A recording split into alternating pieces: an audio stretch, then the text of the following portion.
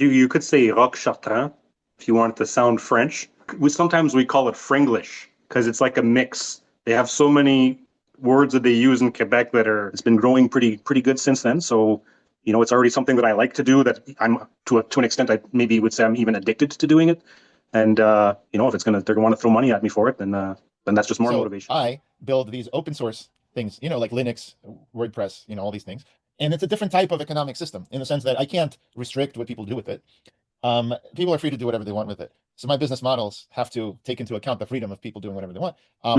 But like, is there something that you could do though, like within your programming, to kind of limit what people can do? Like they can do what you've programmed them to be able to do, right? To a certain extent. Yeah, but they can circumvent it, right? If you have a free copy, you can hire a programmer to take away totally capitalist and do whatever they want, right? I want maximum freedom for them and for their customers. It's only when they start having a platform on which millions of people are, relying on, and they still have that capability to restrict speech because they did it when it was small and they continued all the way, until it's big. At that point, I'm like, you know what? Maybe there's a better way. There should be platforms that are even more free than being owned by one guy, right? So one thing that I would maybe push back on that a little bit on is when you say restrict speech, like if somebody comes into my house and they start, I don't know, promoting Nazis or whatever, something that I don't like, and I kick them out, I'm technically restricting their speech. But you're really just taxing the shareholders' profits. And that's all I'm saying, is that the shareholders are accepting risks, that the corporation could be outcompeted in the market, it could go to zero, it could become like the next IBM. So it's just another risk that if they start laying off a lot of people, replacing them with robots, that corporation is going to get hit with massive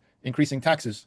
And that's how I would manage that transition. And that way we have all the money we need to pay for everyone's basic standard of living. So do you agree with any of that? Or do you think the shareholders are entitled to be coddled and protected from risks? Because obviously they are taking risks. So why not? I think it's not the government's business how people trade at all. I don't think that, the fact that we can afford to do it, or they'll still be okay if we do it.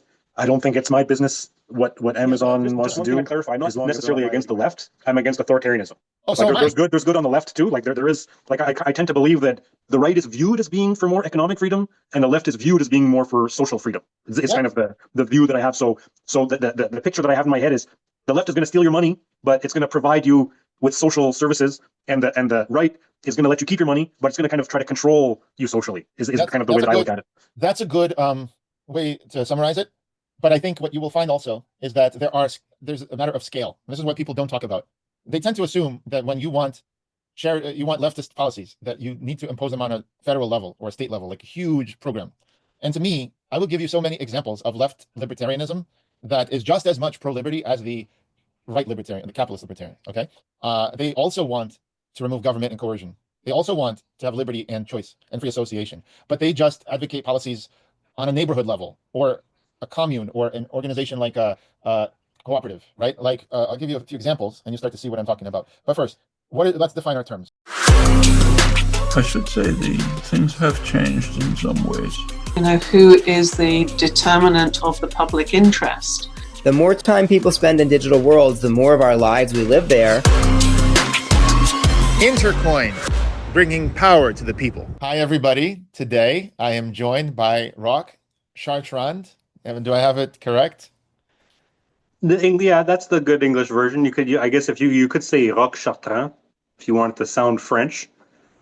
That's but awesome. Yeah, that's good. Rock Chartrand. So you are from Canada, and you spent your time growing up. You studied in French schools, huh? Yeah. I pretty much only really spoke French though in school or with my grandparents. Besides that, there was no French going on at all. But not in Quebec, right? You were mostly in... Franco-Ontarien, so French in Ontario, yeah. Would you say, by the way, that your French is like the Quebecois, like the French would hear you? No.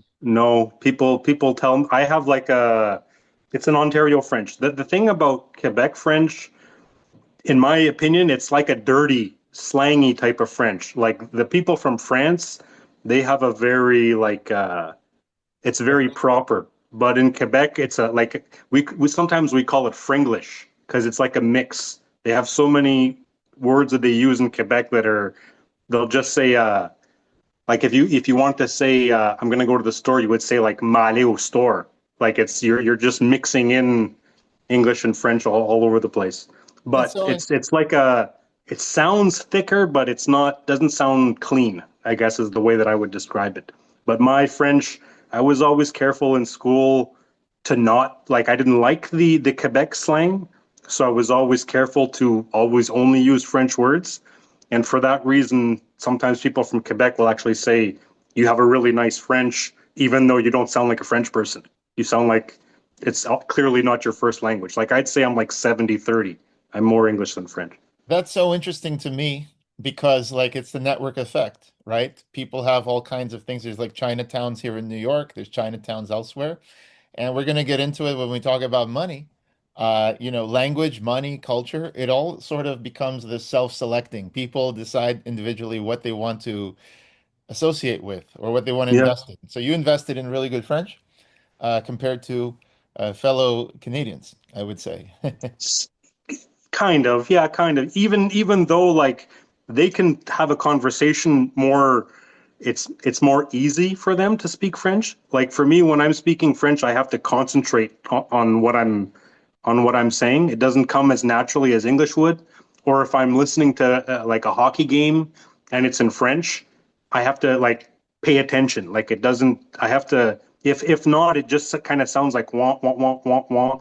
Like I really have to pay attention when I'm listening to it. Yeah, your conscious mind is still Yeah, engaged. It's exactly. not like I have to put in the effort to be French, but not English. English, it's more natural. so for the people who watch my videos, I often have on some famous people like Noam Chomsky, right? Linguist, and also political commentator. Had him on a few times.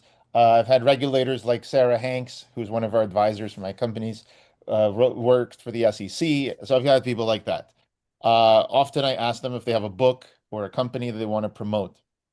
So I was just tell us your background, and you're active on Twitter. I see you all the time defending capitalism, right? Yeah. What is your background? Tell us how, growing up, and then how did you? And then I'll ask you later, how did you come to like capitalism so much? So Yeah. So I mean, I grew up in northern Ontario. Small. Well, it's funny. Small town population wise in of Timmins, about 45,000 people. But I think it's the second largest city land wise in all of North America. Like you can wow, drive 40 kilometers on the way in, or I don't know, miles, what's 18, 20 miles in and out, and all you'll see is just a few billboards. And the town is like a little dot in the middle, surrounded by just forest and stuff like that. wow. So I grew up in Timmins. I ended up moving in my teens in grade 10 to I moved to a few different places within Ontario. I lived in Montreal for a little while. Um, I'm trying to think here. For work, I mean, my first, I guess you could say, real kind of job is I just was in restaurants from maybe about 15 to 25. Going from, I would start one job. If I like it, I stick around. If I don't like it, I start looking for something better. And I kind of moved my way up that way. I kind of got to a point where uh, I would have probably been running a kitchen, but there was an offer to start a different industry, and I decided to go into call centers for a while. So I did customer service, technical support at a few different places, and that's kind of like where I am now. And yeah, I do the Twitter thing is a bit of an income. I'm having a little bit of fun with Twitter and Substack, and also on the weekends I'll work with my dad doing personal training, putting people through workouts. It's like a high intensity, very safe type of exercise. A lot of older people will be coming in there, so you kind of, even though it is supposed to be high intensity, you gotta kind of cater to who you're working with. So yeah, that's kind of where I'm at right now in regards to working. So I love that. So your background is, serving people, restaurants, personal trainer, and now you discovered these like distribution networks like Twitter, these platforms, Yeah, Substack, and they've built sort of this infrastructure that you can use, and I use it. I build apps, right, with the App yeah, Store.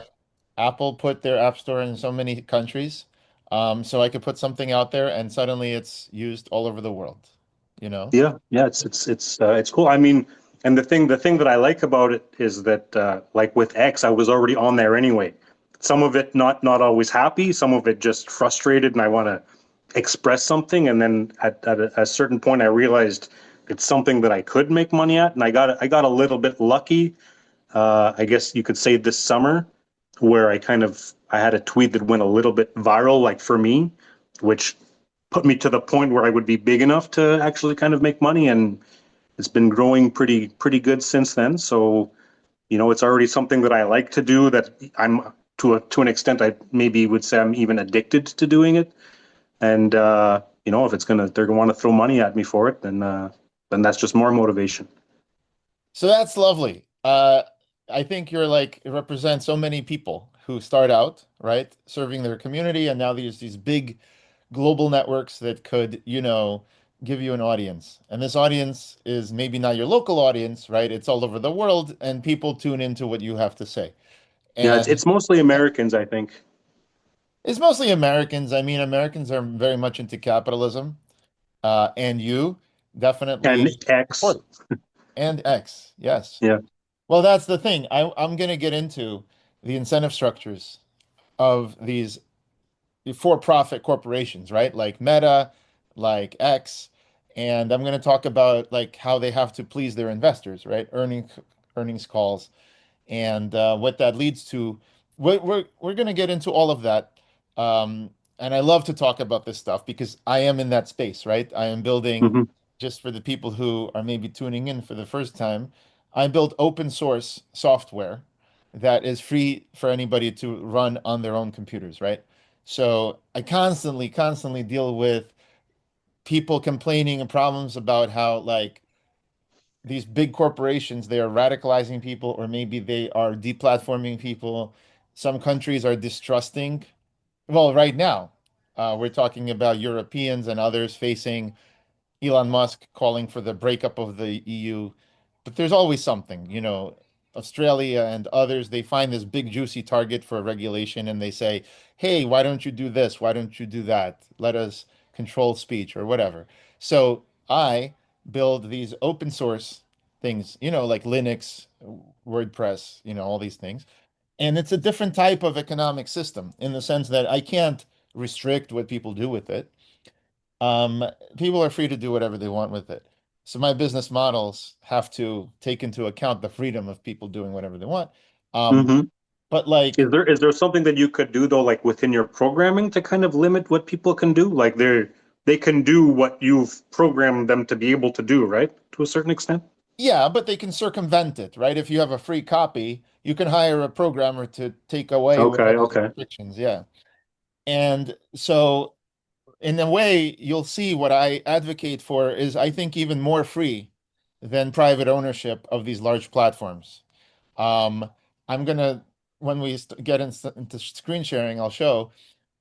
I think that on a small level, when someone starts their own business, like gets into becoming their own personal trainer or opens a restaurant, I think that's really cool. And I think that they should be totally capitalist and do whatever they want, right? I want maximum freedom for them and for their customers.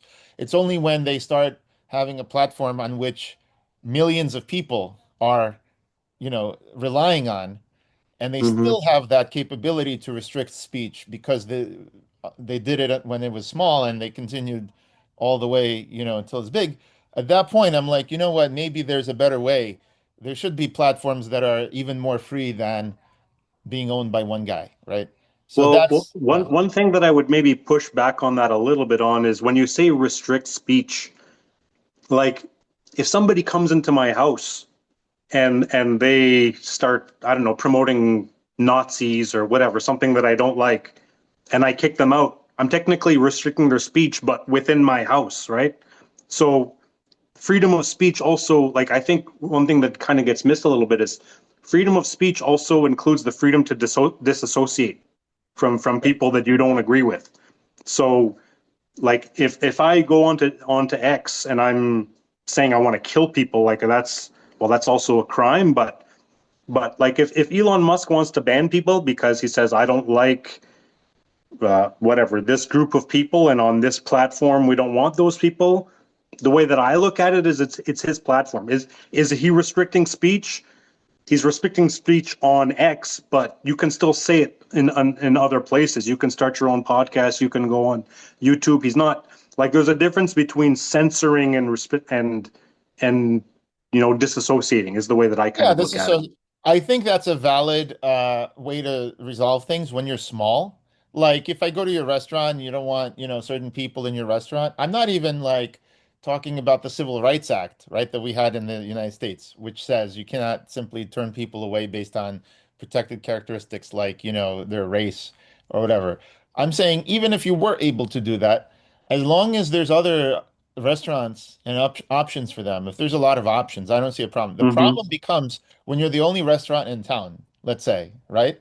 In the case of X, you're like the global platform that if you're not on there, like you lose a lot. Well, it's the biggest one, but I think like when I think back to when I was a kid, when we had like 3-4 channels on TV, and it was all like you had like in Canada, we had a few like CBC and a couple others. In America was like NBC, ABC, and Fox didn't even exist yet anymore. Like there was a lot less. Like yes, X is big, but it's a lot easier to get your voice out there today than it was in the past. Is the way that I kind of look at it. I agree. Like there's obviously a lot more, and I've said this with Noam Chomsky and other people, right? In the past, there was a lot less freedom of speech because there was less distribution. Um, or I should say, you were free to speak to 10 people and say whatever you want.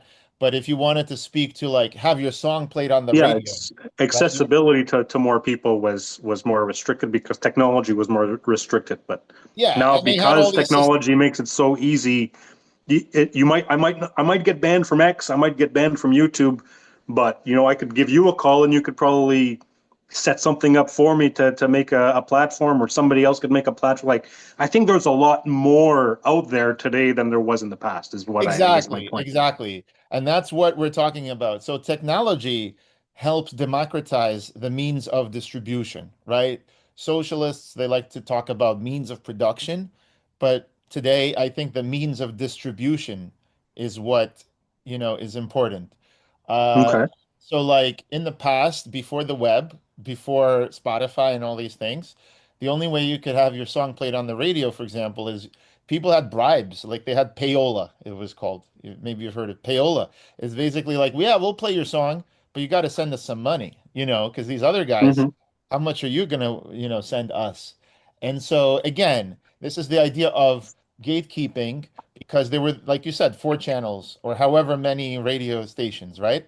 Back when they had the spectrum and there was no internet, there was only the radio spectrum. So they can only have a few stations without overlapping, right? AM, FM, And I would think too that there's also something to take into consideration is that there's a high demand. If there's only 4 places where you can get your song played, well, and a lot of people want their song played, then I think that charging people for it is kind of a way to filter out who really wants to get played to an extent, and also like a radio station isn't a charity. Like they're there to make money. So I agree that it would be harder to get your song on, but I don't necessarily disagree with the way that they're going about it, because they kind of, well, they have to. How are they going to decide who's going to play and who's not going to play? So we've come upon at least two for now, basis of who's going to play the song. One basis is on the basis of bribing, or you could call it legitimately an auction, right? Whoever is price discovery, whoever's willing to pay the most, maybe they're getting the most bang for the buck, right? They're getting the most profit from their song. Maybe an infomercial that makes sense, right? Because you're interested to make the most money for your slot on the radio spectrum, right? And this person figured out a business model. Now, I'm going to start sharing my screen later and show you why that model necessarily does not always lead to the best outcomes. For example, I'll show you, Facebook reported last year at 25, I think it was 25%. I could be wrong. It could be more like 15%. But let's say 25 for now before I screen share. 25% of their profits came from scams. Okay, that they just figured it's much better to just take the money and not really vet people. Take money, ask questions later. And a lot of them are like AI scams. Like my mom saw a bunch of YouTube channels that had Oprah Winfrey or someone, who's not really Oprah Winfrey, just a deep fake of Oprah Winfrey selling, all these things. So now with deep fakes and all this, it's becoming much harder and costly to figure out if something is real or if in Mm-hmm. there, because there could be a very valid scheme for 90% of it, but 10% of it is actually fake, right? For some thing. It's very hard now to figure out which one is fake. And my point is, a lot of these big platforms, they have to please their shareholders. So they're like, you know what, let's not even try. The lawsuits are probably less expensive than just doing it. So, so people like my mom are constantly asking me, is this real? Like, they fall for it.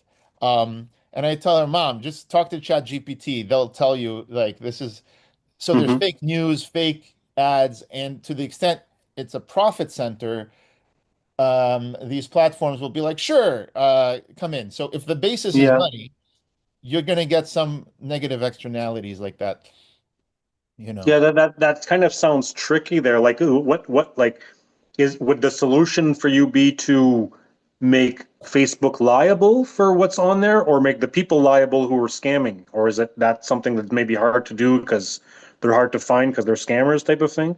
Well, when you say liable, you probably think about using the government to use and the court system at least, right? So in other Well, words, if there's fraud going on, I think the government somebody should be paying. Like, fraud should not be just okay, right? well, So talk to me about that. Yeah. So what's yeah. your view on like is there a proper role? So you're not an anarchist. You don't think the government should just not exist, right? You think it does have a role to Yeah, play. yeah. I think the government should exist to do pretty much nothing except for protect people's rights. What rights are those? Individual rights, property rights, the like a right to me is a right to take action to sustain or to better your life. So I think that you should be free to do that as long as you're not violating someone else's rights to pretty much do the same thing.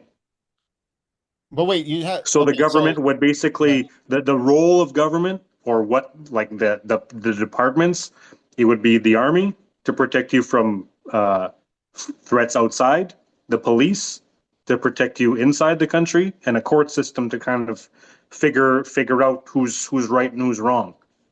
So I'm a libertarian. I would want to question whether the government should even do those things. Uh, for example, the army, they always call it defense, right? The United States tried to rename their Department of War to the Department of War, right? But it was Yeah. called the Department of Defense.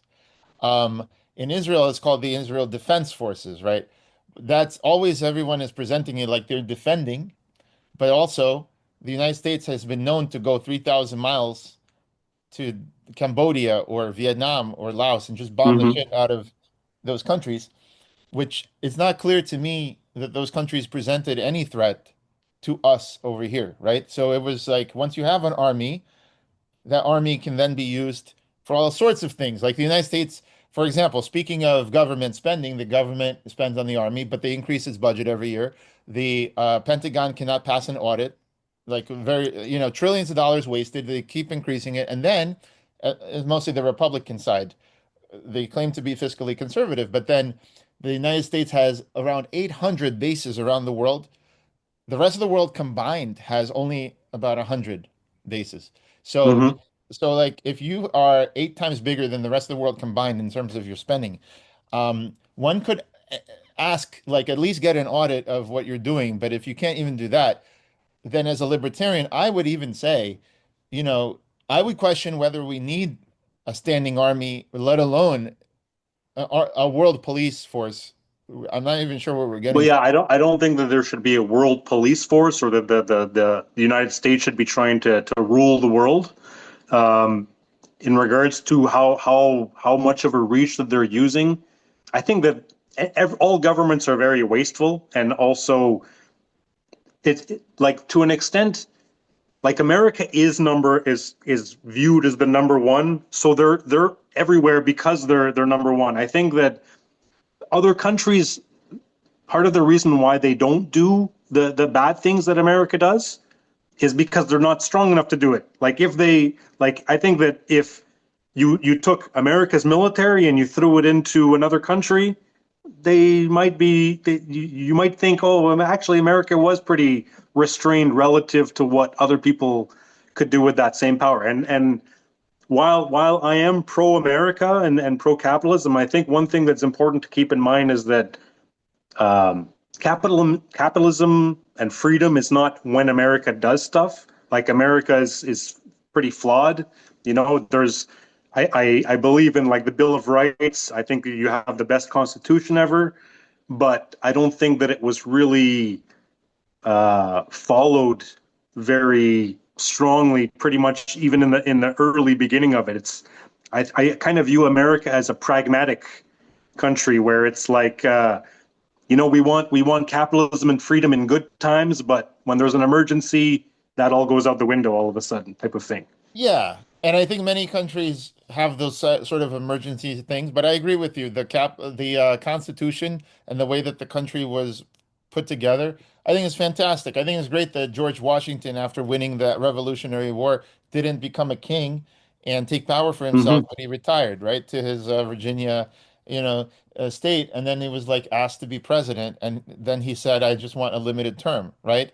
And I think that he warned the United States about foreign entanglements, all that stuff. I agree that like the United States needed to raise a navy to fight what is it? Thomas Jefferson fought the Barbary states and the pirates, right? And all the stuff because they needed to protect their commerce. So to the extent the United States needs to protect commerce around the world, I don't think we should be the only ones doing it, right? I think there should be international coalitions and frameworks to do that.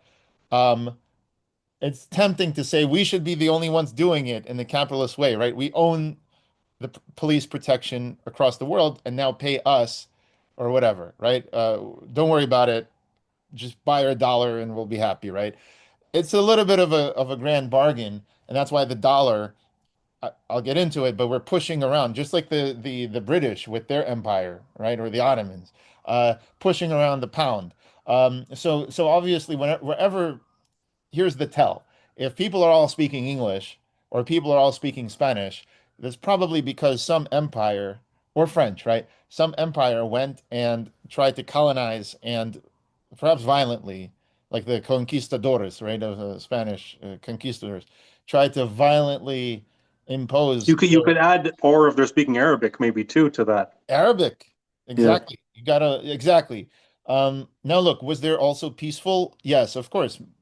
Largely people just said, "Oh, everyone is speaking French. Let's just go speak French," right?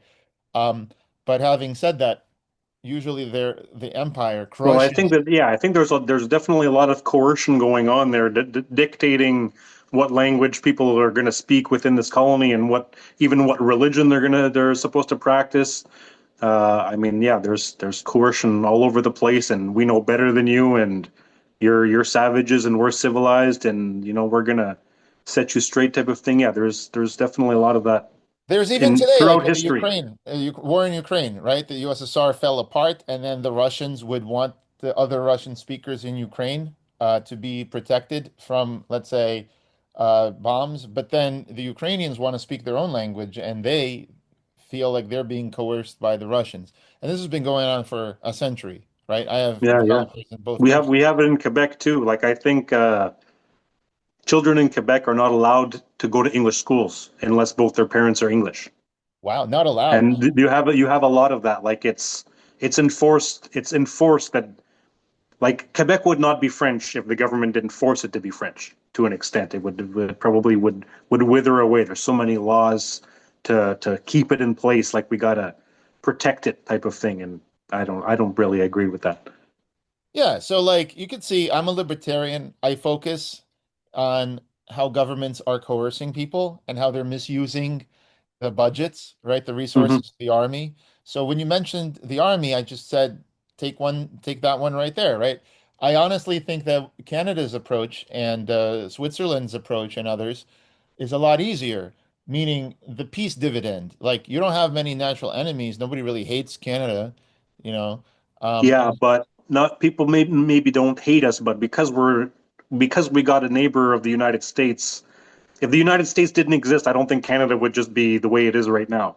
I think we'd be speaking Chinese or Russian I'm or not so even sure because we tried to invade you in the 19th century, and Canada repelled the invasion, and in fact was almost like I think that they almost burned the Washington. No, I could be wrong. the Is that White House.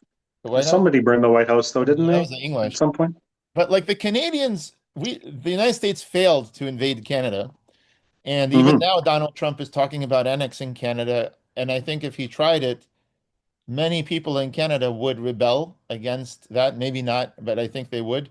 And then the Yeah, question, we might rebel. I don't know what we can do though in 2025. I think there's maybe a bit of a difference between what happened. When was it? 1812? Is that what you're 1812, talking I about? believe. Yeah, there was some Yeah, kind I of, mean, I don't know what the ratios of who had the power, but I think Canada for a while has been pretty much depending on the states to pretty much just protect us, and we well, haven't that's been. what, see, like in the past, this idea went back and forth, right? This idea of a protectorate. So like they take the United States. I'm going to leave Russia out of it, China out of it. Just take the United States. Today, the United States is massing troops to invade Venezuela or attack Venezuela, right? And just as easily they could invade Canada, and they don't need any basing rights. They have enough states on the border that they could just put their own troops on there, just like Yeah. Russia did with Ukraine, right? Um, and so what I'm saying is with these governments, you never know, especially democratic governments, which I like democracy, but I will say if you are a country relying on a democratic country to keep its word, you might be left holding the bag. Ever since Hmm. the country's founding, Thomas Jefferson told the Native Americans, "You'll be fine if you assimilate." And they assimilated, became the civilized nations, the 10 civilized nations, let's say. Well, the very next, not the very next president, but Andrew Jackson, right, told them, "You got to get out." And they called, they won in the Supreme Court that they should stay, but he Hmm. evicted them. So, and the same thing happens with the Iran deal and the North Korea deal that Clinton made. So, in other words, you can't really rely on whatever the guys say because the next administration could totally change. Yeah, I think that's kind of the difference between like the democracy. There's kind of I think different ways of viewing what that word even means. Like some people will say democracy just means mob rule. Some people will say that it means like a democratic republic. Like yeah, you can vote for things, you can vote for leaders, but you can't vote someone else's life away from them. You can't just Right. vote for slavery.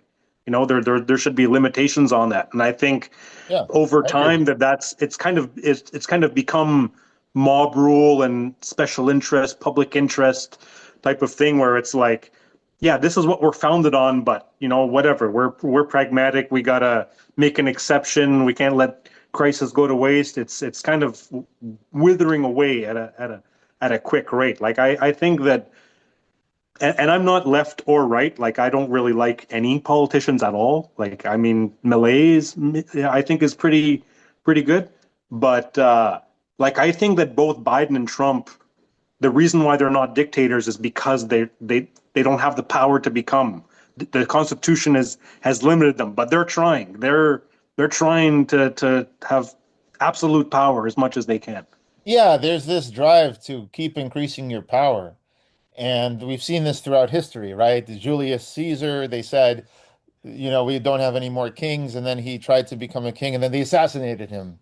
Yeah. You And, know, and and the other thing that I would say about that too is that it's not even just the politicians. It's the voters want to an extent voters want dictators. Like whenever I hear somebody say the government needs to do something to fix that, well, like, okay, what if the president doesn't have the power? Okay, we'll give him the power. Like, exactly, or it's all exactly. executive orders all the time. It's not like, are we allowed to do this? It's just, let's do it and we'll deal with the consequences later on type of thing. I feel like the words have lost their meaning because a lot of times, like, Yeah. I would call myself a Republican if Republican meant the Republic. Like, I support the Hmm. rights, the Bill of Rights, and making sure that we cannot take rights away from people. I support that, right? Um, Hmm. but the word Republican, like everything changes, right? The word gay used to mean happy, and then it means like same-sex orientation sexually, Hmm. and then now in the 2000s it briefly meant like, oh, that's gay, like it sucks. Yeah. And so there's all these words. Well, the word, and also the word liberal, like liberal used to mean liberty, right? Property, liberty, Well, yeah, classical liberty. that's just one thing I'd say on that is Yeah. that people's interpretation of the word liberal has changed. Liberalism is still like that's what I think. Liberalism is still liberalism. It's just people. It's kind of like that. Like I said before, when people say capitalism is when America does stuff.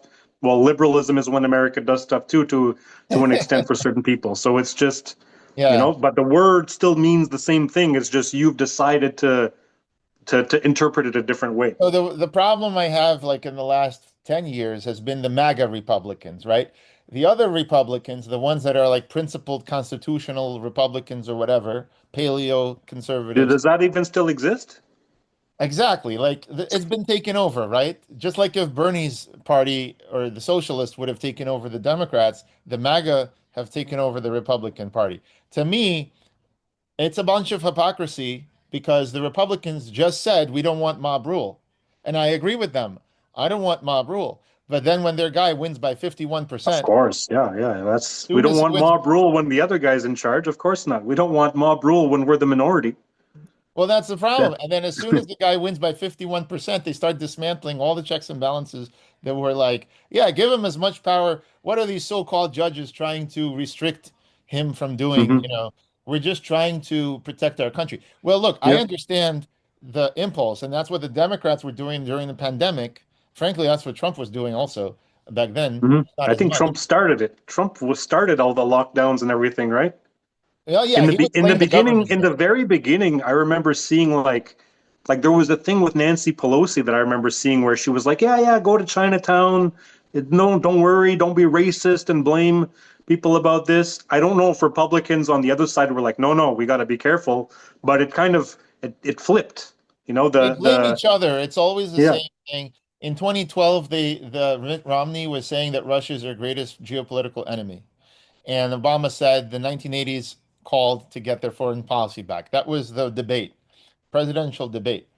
Well, Romney lost, and then Fox News spent the next year talking about how Russia is our greatest geopolitical enemy. That was 2013. Okay, then 2016, they lost. The Democrats lost. And all of a sudden, Russiagate, Russia's, attacking us, hacking the election. And now the Yeah, Republicans took the other side of that and said, no, Russia's, is our greatest friend. So it's like they're yeah, maybe not greatest friend, but yeah, yeah, but you know like, what I mean. you know, And then they yeah, spent like all this time telling Obama like that he should arm the rebels in Syria because if he doesn't, he's not a strong leader like Putin. Like the Republicans were telling Obama to do that, but then once he did that and that, prolonged the Syrian civil war, which was horrific. What, hmm. Operation Sycamore Timber, Sycamore, whatever. Now the far right is blaming I don't know, Israel or whatever they're doing, the Groypers. But like, if you look at it, the Republicans were telling Obama that he is a weak president if he doesn't arm the rebels, even though that never works, even though the Mujahideen and the Nicaragua Contras and everyone that were ever armed. It's just basically like filling the power vacuum or taking it from one and taking it from one bad person, giving it to another bad person type of thing Yeah. is kind of the way that I maybe would look at it. So as a libertarian, I see all this and I'm just saying like the apparatus of the state combined with the army, the police, and all these things is a very attractive target. So once you get that apparatus, you want to use it and secure and gerrymander everything so that you will stay in power for a long time. And then you get to, Hmm. you know, so I understand where like the Democrats wanted to do the lockdowns, not the lockdowns, I'm sorry, the vaccination, force the vaccination on people. So they will inoculate people against, say, the virus, even though the virus became so benign that it's basically like the common cold. Common cold is Well, like coronavirus the thing that also. I thought was funny was that they were saying if you don't get vaccinated, you're going to kill other people. But if the other people are vaccinated, then you're not. You're just killing yourself, right? You're not like if you're vaccinated, then that means you're okay now. what does it matter if someone else isn't vaccinated? Well, my point is that with vaccines, there is herd immunity. Like polio used to be a big thing, right? And now it's eradicated around the world. So I'm not against like smallpox vaccine, polio vaccine. I'm not against that. All I'm trying to say is that the forcing of people is Hmm. is in response to a perceived emergency.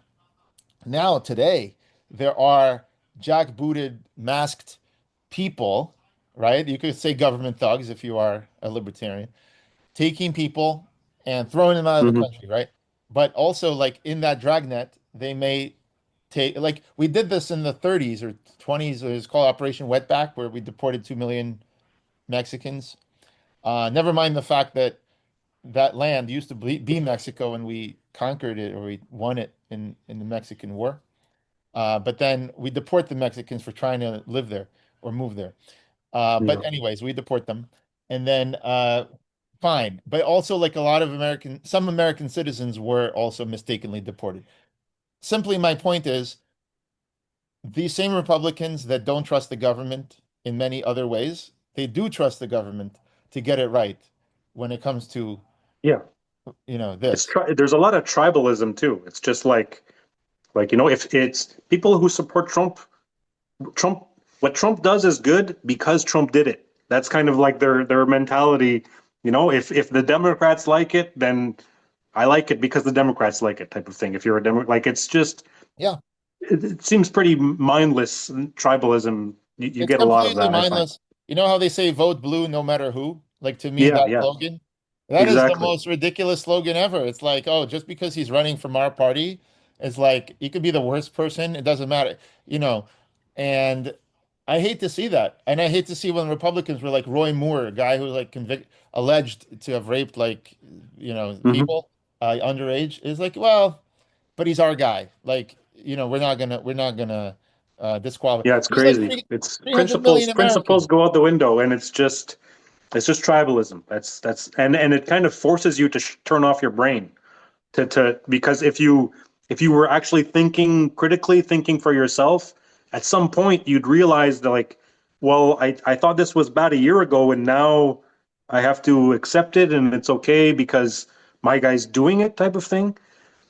Yeah, that's exactly the thing. It's like deficits matter, but only if the other guy's in power, right? As soon as your Yeah. guy's in power, deficits don't matter anymore. It's like that's why we have 35 trillion in debt because you Yeah, know, or the thing with tariffs, like what you like Thomas Sowell, 2 years ago before the tariffs, and all of a sudden he's wrong about all these economists like on the right that's more the Austrian economist type of things, or you have your Milton Friedmans and Mises and stuff like that, and all of a sudden that's just all thrown out the window, and actually tariffs are good all of a sudden. yeah, Reagan It's would funny. have said, yeah, this is a cheap form of nationalism. He would have said, Trump is a protectionist and all that. So yeah, that's what I mean. All these things don't mean anything. And they try to justify the very same thing they used to attack when the previous guy was doing it. It's like whatever. Yeah. So that's why I'm And not, like yeah. Trump was the one who said America will never be socialist, but like he sure does a lot of central planning for a guy who doesn't who likes socialism. It's all we're going to decide, and we're going to make deals, and we're going to tax these people, and we're going to subsidize that group, and Yeah. I don't know how you can still pretend that you're like pro letting other people, like, to me capitalism is you decide. That's private. Private property means you make private decisions, and when he's or buying stakes in Nvidia, like Well, that's they're going to craziness to say me. it's I don't know. I national don't know how you security. can pretend that's like that he's pro capitalism there. All these things that they start doing in the name of national security, whether they want to sell TikTok, it's like it's okay Hmm. if Larry Ellison buys it, but it's not okay if like a Chinese buys it. It's like, well, China, and I'm Jewish, but like Israel, Larry Ellison's pro-Israel, and he buys TikTok. To me, it's like whatever, whether it's TikTok or whether it's like you said, Nvidia, they talk about it as a national security issue if China is Hmm. allowed to have these chips. But you know what else is a national security issue is like driving Europe away from being your ally. Europe has all the chips. Yeah, yeah. That chip company, SMC, whatever, they employ a lot of people. they could go quickly like away from the United States. I don't understand. These guys are just acting crazy, but whatever. That's my And the TikTok thing, like I've been on TikTok a few times, and you get on it and you scroll. Maybe you could do that for an hour or so, but I never saw, like, I keep hearing about its propaganda and they're listening to you. I don't know if there's actually any truth to that, and I think they already banned it in the government, the TikTok, because maybe the Chinese were listening in. But like, whenever went on TikTok, I would just see like pranks and funny stuff, and like a lot of like these videos where it's like charity, where like a guy will stand outside of a grocery store, he'll ask people, "Do you have $2?" The first three people say no, and then the next person says yes, and he gives them like 5,000. Like, I used to see all kinds of videos like that, like heartwarming stuff. I never really saw a problem with TikTok. well, But that's the maybe that's issue just that me. Maybe if I was more political on there, maybe I would steer me in a certain direction. I don't know. so let's get into it. So I would think we've established that like we both like liberty and we criticize governments and we criticize concentration of power in this apparatus. But let's get into the capitalism part. I'll tell you right off the bat, I have no problem with capitalism on a small level, like you're doing in your life, right? You are serving people as a personal trainer. There's restaurants. I would even say that if there's 100 restaurants in your city, I would be okay with relaxing the Civil Rights Act. Meaning, if a restaurant doesn't want people to come in based on even protected characteristics, I personally would not have a huge issue with it.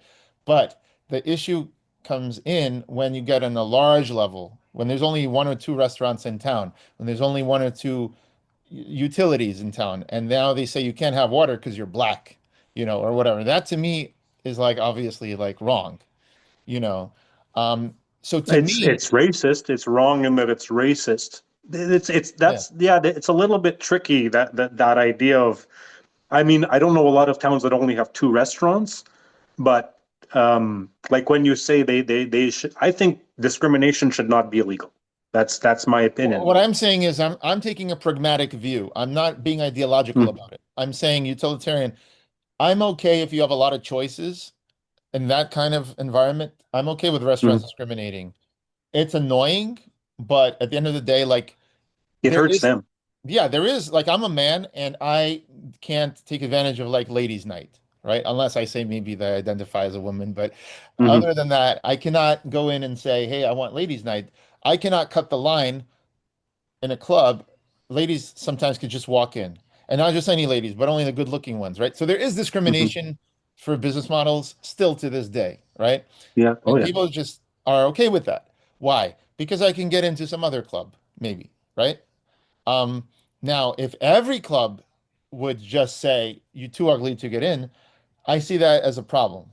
Because like at that point, you don't have access because everyone's decided the same way against you.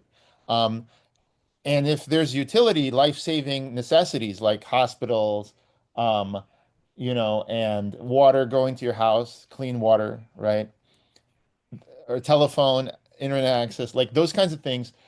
So for me, from a practical point of view, if there's not enough competition in that area, not enough Hmm. options, then you do have to regulate the ones that are there so they don't do things like screw people over completely based on, Yeah, and that can be a slippery slope, though, because once you open the door to regulation, it kind of takes choice away from the companies, and you end up with a bureaucrat deciding what's fair. So you want to, and at the same time, I don't know what the solution. Like, I'd probably have to think about it a little bit more. Like, if there was only five restaurants and I couldn't go to any of them, or if there's a one electricity company and they're saying, yeah, we just don't like you, so you can't have any. Like, on my urge is to say, like, well, it's their thing. They can do what they want. They can serve who they want or reject who they want. But I can see how, I probably would have to think on that a little bit more to figure out what the right solution is to it, because it doesn't sound right, and it's definitely not good. yeah, There's one thing that I wanted to ask you, though, just because I think that you feel pretty confident in your understanding of what capitalism is. But to be honest, the term left libertarian, I've always found that a little bit confusing because the traditional view of libertarianism is like small state, or the more smaller, the more libertarian it is, and left is more central planning. Is kind of that's the picture that I have in my head. Well, So that's central planning is bigger government. so let's start here. I'm going to share my screen, and Okay. I'd love to get into that. See, I think the reason you're against the left writ large is because in your mind, the only examples of the left you've ever seen are these big authoritarian governments like USSR or Mao's China, right? Or Fidel Castro's revolution. You Yeah, think that, just yeah. one thing I'd clarify. I'm not necessarily against the left. I'm against authoritarianism. Oh, so Like am I. there's good on the left too. Like there is, like I tend to believe that the right is viewed as being for more economic freedom, and the left is viewed as being more for social freedom.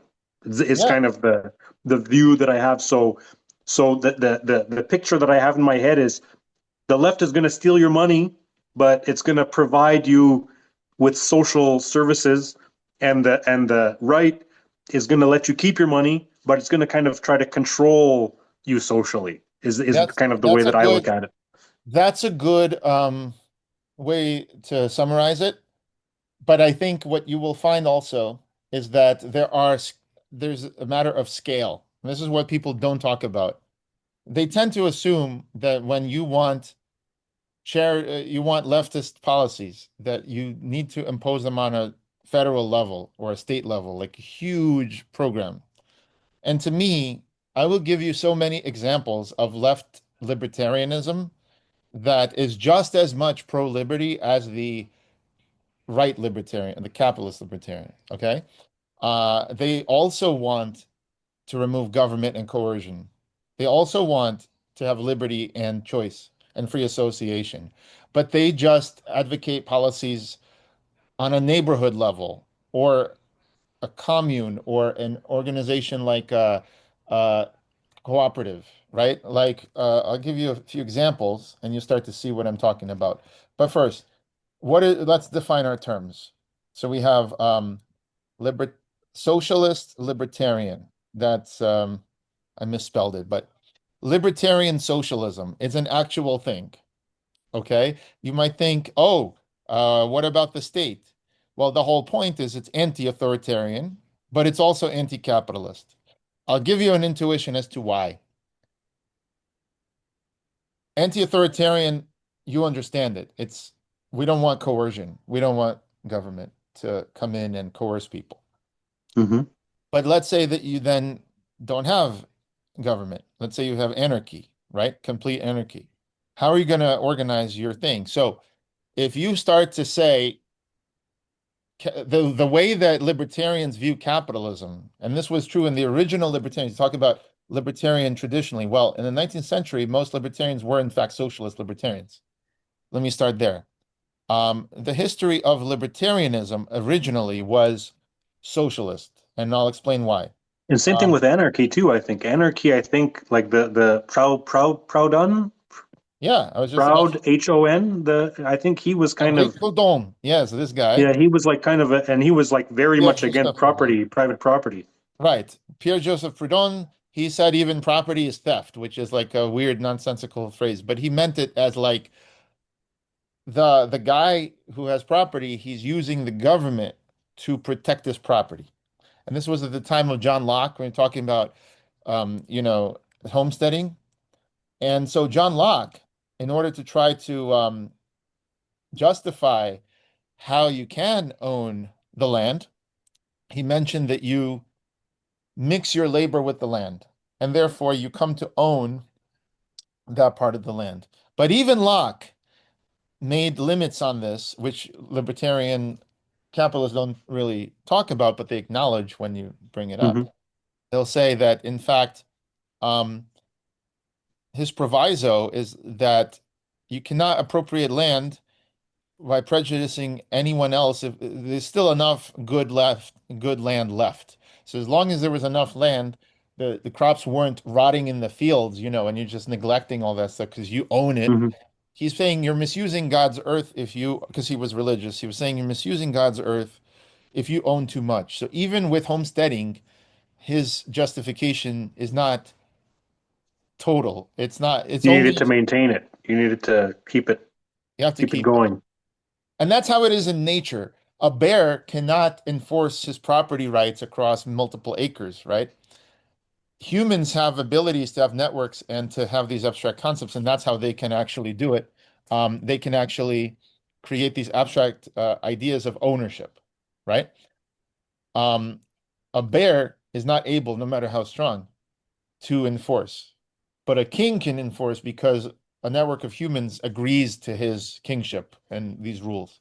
So my point is that these are Yeah, I human mean, beings. like a lion. I mean, it's kind of getting into we. I mean, it's not really property rights that they're enforcing, but like a pride of lions kind of enforce their territory type of thing, or animals kind of maybe not very well because they're animals and they're not super smart, but to a certain extent, animals can enforce their territory. Like this is my territory, and if you cross the line and I see you, well, we're gonna fight and we're gonna figure out who actually owns it. But that's not really a property right. It's more like might over rights.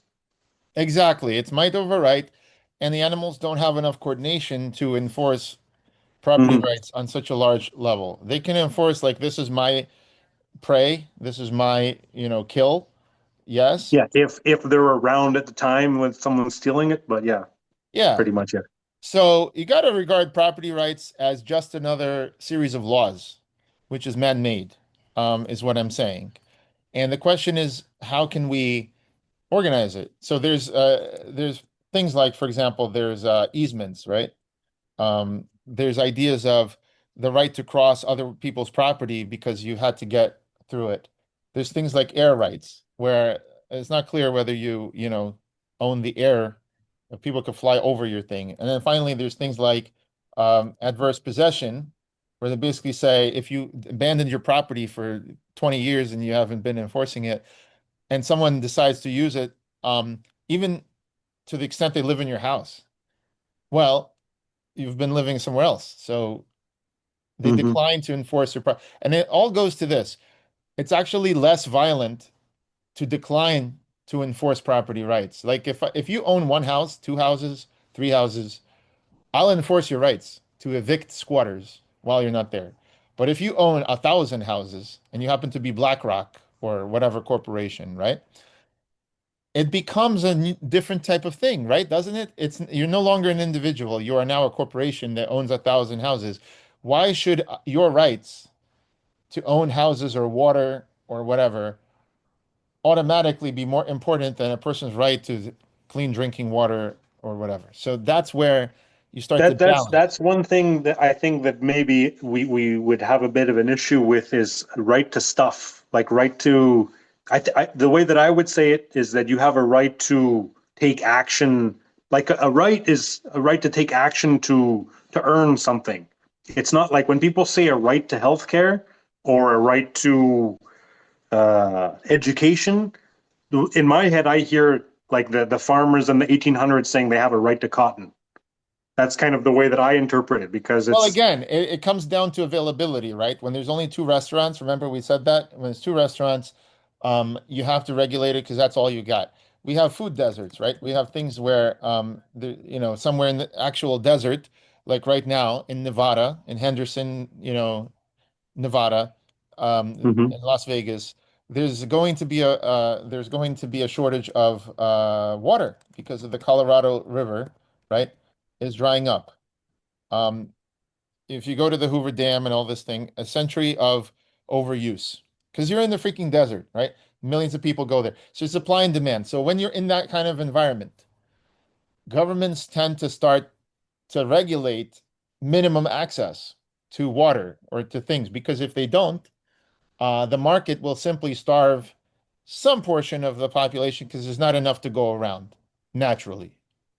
Or maybe I there's wonder though too if there's something restricting more water, like bringing water in, figuring out a way to get more water in because you have I don't know, you have this interest group who wants control, so it prevents someone else from coming in to kind of put it in. Like if you're telling me that there's a shortage of something that's in demand, in Yeah. my head I'm thinking, well, if there's a shortage and it's in demand, then there's profit to be made, then there's incentive to kind of produce a supply for more people. Yes, exactly. And going back to our original example, when you have too few restaurants and you said you have to think about it, you're right. Mhm.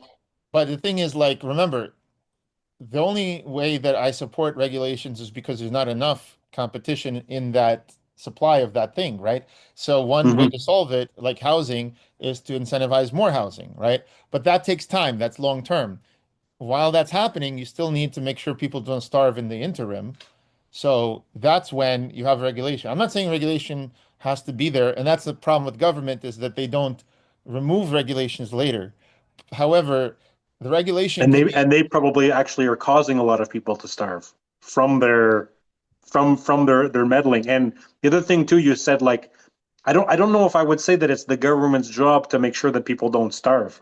I've kind of view it as it's my job to make sure that I don't starve, or to make sure my daughter doesn't starve, well, type this of is where I thing. Or strongly disagree. yeah. This is where I think you and I differ, and I come from a liberty perspective of the individual, but I'll explain what I mean.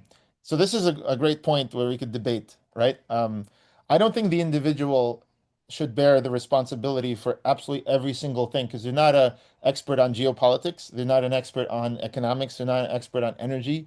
Why should the individual have to be an expert on staying alive? So here's what I mean.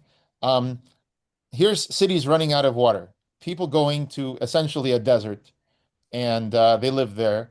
And this is true in the Gulf states, and this is true in, so they've figured out how to desalinate water, and this may be solved. But in the meantime, what's happening? If you just let the free market operate, there's going to be people who are just useless to society, perhaps because their skills are no longer needed, right? Maybe they used to be a guy making sweaters and now a machine can make sweaters. So the Mhm. guy, is useless. The market doesn't give him any money and he can't afford any shelter or food. Um, as a libertarian, I think that his liberty is being curtailed. What I mean by that, I don't worship the invisible hand. I don't worship the prophet. I mean, Mhm. Profit, prophet. You cannot criticize the prophet. I make this joke that in Islamic countries you cannot criticize the prophet Muhammad, right? Um, but yeah, so to me, it's not a religion. And we had I want to play this for you. This Tucker Carlson versus oh, you know what? It's on my Twitter. It's right here on my X. So I'm gonna go to homepage. I just want to play a video for you really quickly and tell Mhm. me what you think. So this is my profile, and on top I have this video of socialism versus nationalism, right? Nationalists respond to crises by blaming certain groups based on ethnicity or religion or whatever, and they want them out. The immigrants are taking our jobs, right? And socialists, when there's a crisis, tend to blame the top 1%, corporations, based on how much they make or how much they're taxed. The successful. They're successful. And so this is what I'll play the first 2 minutes of it, but you'll see because Trump was running as a nationalist and Bernie was running as a socialist, and you could see this happening. I want to get to the point where we're speaking with, oh, here we go. Let me just jump to this point. Here's Tucker Is that with Ben Carlson. Shapiro? Oh, the car thing, the thing he wants to get rid of. Oh Yeah, yeah, you yeah. I remember? hate that thing. So this is a paleoconservative, Tucker Carlson, who's like socially conservative. Yeah, yeah. I saved that one too. Yeah. Remember? Yeah. And then Ben Shapiro is dyed in the wool neoliberal, like capitalism all the way. And this is what their debate, Capitalism all the way, unless it offends his religious views. unless exactly. So exactly. But here's what this is what their disagreement was, and I want to know on which side you're on. I would say I'm more on the Tucker side of like capitalism is not a religion.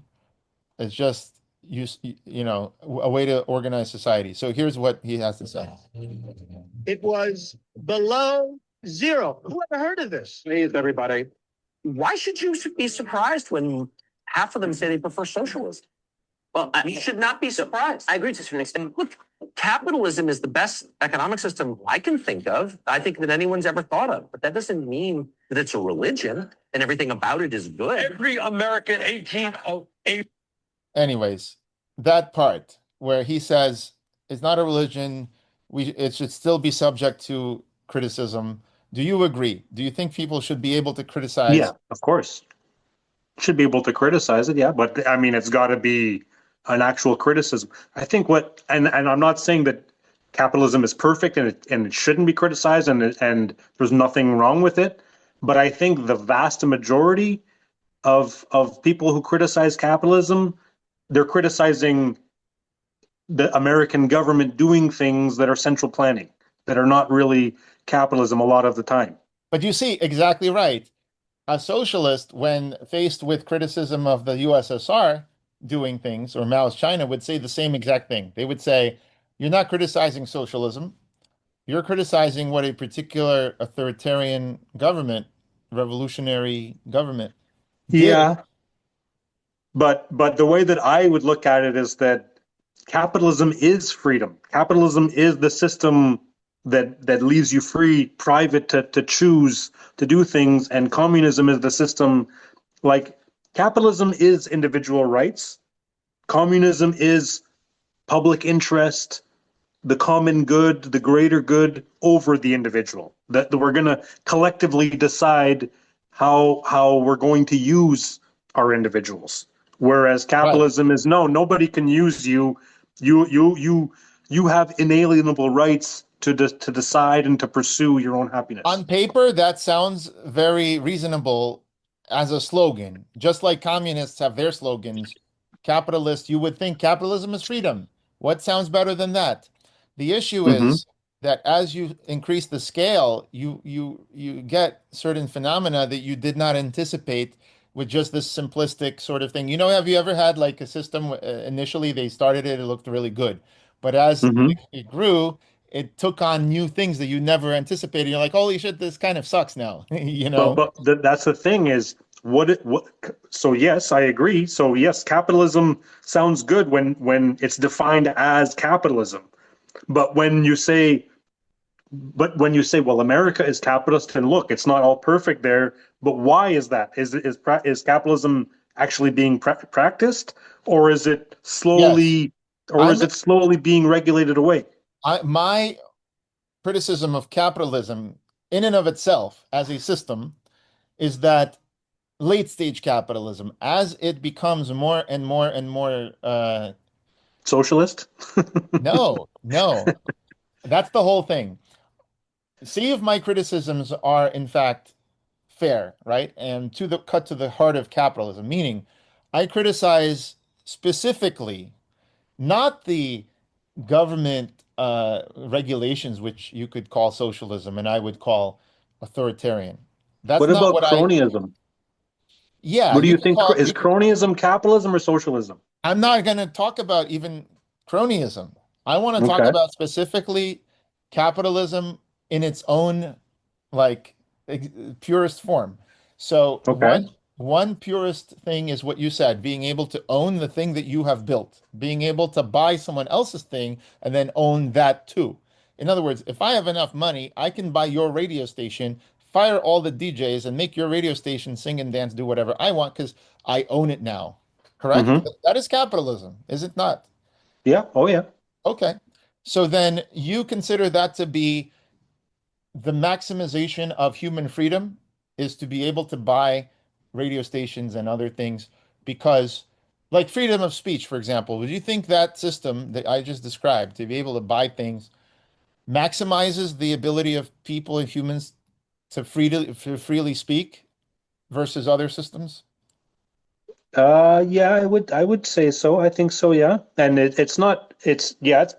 mean, when you say, is it really freedom? I think what I would ask is, well, where's the coercion? Where's the authoritarianism? If this isn't freedom, where's the authoritarianism that makes it not freedom? Like, I think we agree that authoritarianism is the opposite of the freedom, right? So it's one You can't Yeah, have both. we agree on that. We agree on that. And just to be clear, to dispel any sort of fears of where I want society to go, I don't want government to exercise more coercion. I want things like credit unions, housing cooperatives, communes, people getting together, families in Hmm. neighborhoods. Like they want to voluntarily. If you don't want to live in this neighborhood, you can move to another neighborhood. Like to Hmm. me, that kind of collectivism, and it is collectivism, it is the common good, but it's on a small scale, you see. It's a tribe, it's a tribal small scale. So, Well, yeah, the one thing that I would maybe say is I kind of view collectivism as the collective over like the individual is controlled by the collective. If it's voluntary, then it's not. It's a group of individuals all agreeing to like an Amish community. yeah, It's not. It's like you agree to join it. You agree to the rules, but it's not like you have to join and these are the rules and you have to obey them type of thing. that's what libertarian socialism is all about. The idea that people voluntarily choose to join a commune or a kibbutz. That's how they built up Israel and other. Mm-hmm. Okay, they moved there, and they kind of just worked the land. And Marx and Engels were actually inspired by Native Americans. Native Americans used to do this. Instead of owning the land in a capitalist way, they kind of just lived in tribes, fished, and they had kind of freedom, you know. And so Engels especially looked at this and tried to put it into some sort of theoretical framework, which they then, talked about. Yeah, But I think that in a way I could agree that the Native Americans had freedom, but up until the point where someone decides, that I want to conquer you, or it's not the law. It's like, yeah, we agree. Ideally, we want to live in a commune and we want to trade with each other and do things the way that we want, but there's not an actual something protecting that is kind of the you way see, like so I'm saying capitalism these are, says yeah. you can trade, you get to keep what you trade, you could make voluntary decisions, and we will protect your right to do that. But the thing is, like, this idea of ownership, when it gets to a large enough point where you're buying the entire island of Manhattan from Hmm. people. First of all, they bought it from the wrong tribe, even. The because the idea, like they just encountered a tribe and they gave them a bunch of trinkets and then like, okay, you can have Manhattan. It was not even the tribe that was mostly there. But like they didn't have that concept. And all of a sudden they were excluded from Manhattan because the idea of private property is I could exclude everyone else. Yeah, that sounds like a fraudulent deal, though, to me. Of Like if course it they're was. buying it from the people who never owned it in the first place, and also if nobody owned it, how can you say, like I hear the enclosure thing, and I think that to an extent there was something similar to property promises and maybe not property rights. But the thing is, if there's no property right and I come and take Manhattan, well, who am I taking it from? No one owned it. There was no ownership of it in the first place. So now I'm claiming it and I'm claiming ownership over it. And there's nobody to really oppose me. Like if somebody else owned it first, did the other tribes actually own it? Or were they like just on it and it kind of was assumed that it was theirs? So yeah, so like I'll give you another example where they were purchasing Pennsylvania was named after William Penn, who essentially was this wealthy landowner, who it was building up. He was like a king. He could have been a king, Mm-hmm. of that Commonwealth. Um, and so how did they get the land? This walking purchase, this idea that Native Americans said, well, you can have as much land as you can walk around or whatever, and they essentially were trying to Took advantage. took advantage to get as much land as they can, Of from that course. that deal. Yeah. Um, and so It, they it wasn't, hired. it's kind of, I think the Native Americans were at a bit of a disadvantage when it came to people who came over because they probably had no real concept of land. It's like, what do you mean you want to buy the land? Well, you Exactly. offer them a mirror and they never seen a mirror before. Maybe it's made out of silver and they're like, yeah, I'll give you 100 acres of land. It's just dirt to me. Like, I think that it wasn't really fair in a way for So what them. they didn't understand, that's what I mean. They were essentially the inspiration for these libertarian socialists in the 19th century. I'm trying to say that Karl Marx and Engels, this is what people don't always know, were inspired by Native Americans, okay? And the idea that they had held things in common. They were significantly inspired by Native American societies, especially the Iroquois Confederacy. All right. So a lot of people don't know this. I like to track a lot of this thought. I'll give you one more example of libertarian thought and socialism, and that is Leo Tolstoy. So Leo Tolstoy wrote a book called The Kingdom of God is Within You. Leo Tolstoy discovered the teachings of Jesus, and teachings of Jesus to him were about radical equality. The Iglesia, the church, which is called, Ecclesiastes, right? Jesus teaching about no man shall be called. So, like he said, if you want to lead, you have to be a servant. We all had things in common. They got essentially there was very socialist, communist type of egalitarian thing. I agree. Okay.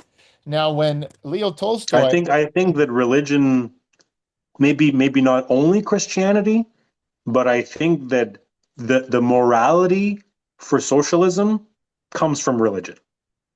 Thank you. Exactly I right. agree. Yes. I think that a lot of people who have that in their heart, that the poor shouldn't go hungry, that's in the Bible. And I find that secular people, especially Jews like Bernie Sanders or Jill Stein ran for president, when they lose their religion, they still have that hole in their heart. They want to do, and that's when they turn to social justice, right? They think that we got to help people get sort of this thing. And Martin Luther King, so this is the other line of thought I wanted to trace for you. So Leo Tolstoy was a very famous in his time political economic thinker. He was excommunicated from the Russian church because he rejected sort of what it had become, right? He said it should have been what Jesus was teaching. He started to work alongside his workers because he was a wealthy landowner, and he would force his family to work alongside his indentured servants. Well, he wrote a letter called Letter to a Hindu. Okay. And guess who read that letter? It was Gandhi. It was Mahatma Gandhi.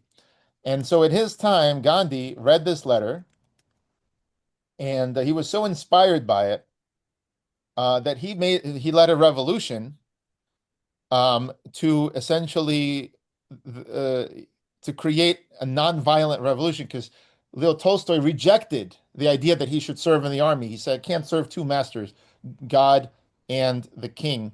I will not kill people for the king. I will not, radical nonviolence. So this letter so inspired Gandhi that he led a revolution of nonviolence to essentially, one of the effects is that he got the British out of India, where they had dominated India. The other guy was Martin Luther King, inspired by Leo Tolstoy and Gandhi.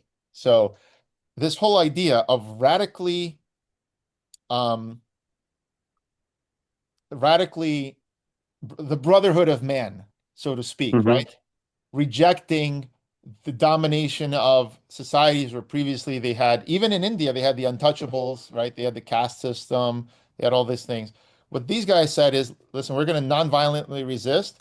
And if you look at Martin Luther King, what did he call for? Yeah, I know that he was pretty much, Malcolm X was a little bit more any means necessary. Is that Malcolm X? Yeah, he was a Muslim.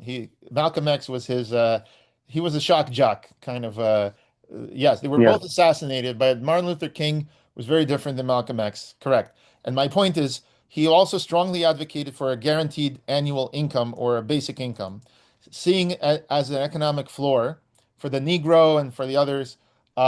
He believed that the government didn't have to create guaranteed jobs, did not have to do minimum wage laws or any of these things, as long as they gave a simple thing, which Milton Friedman called the negative income tax, or similar.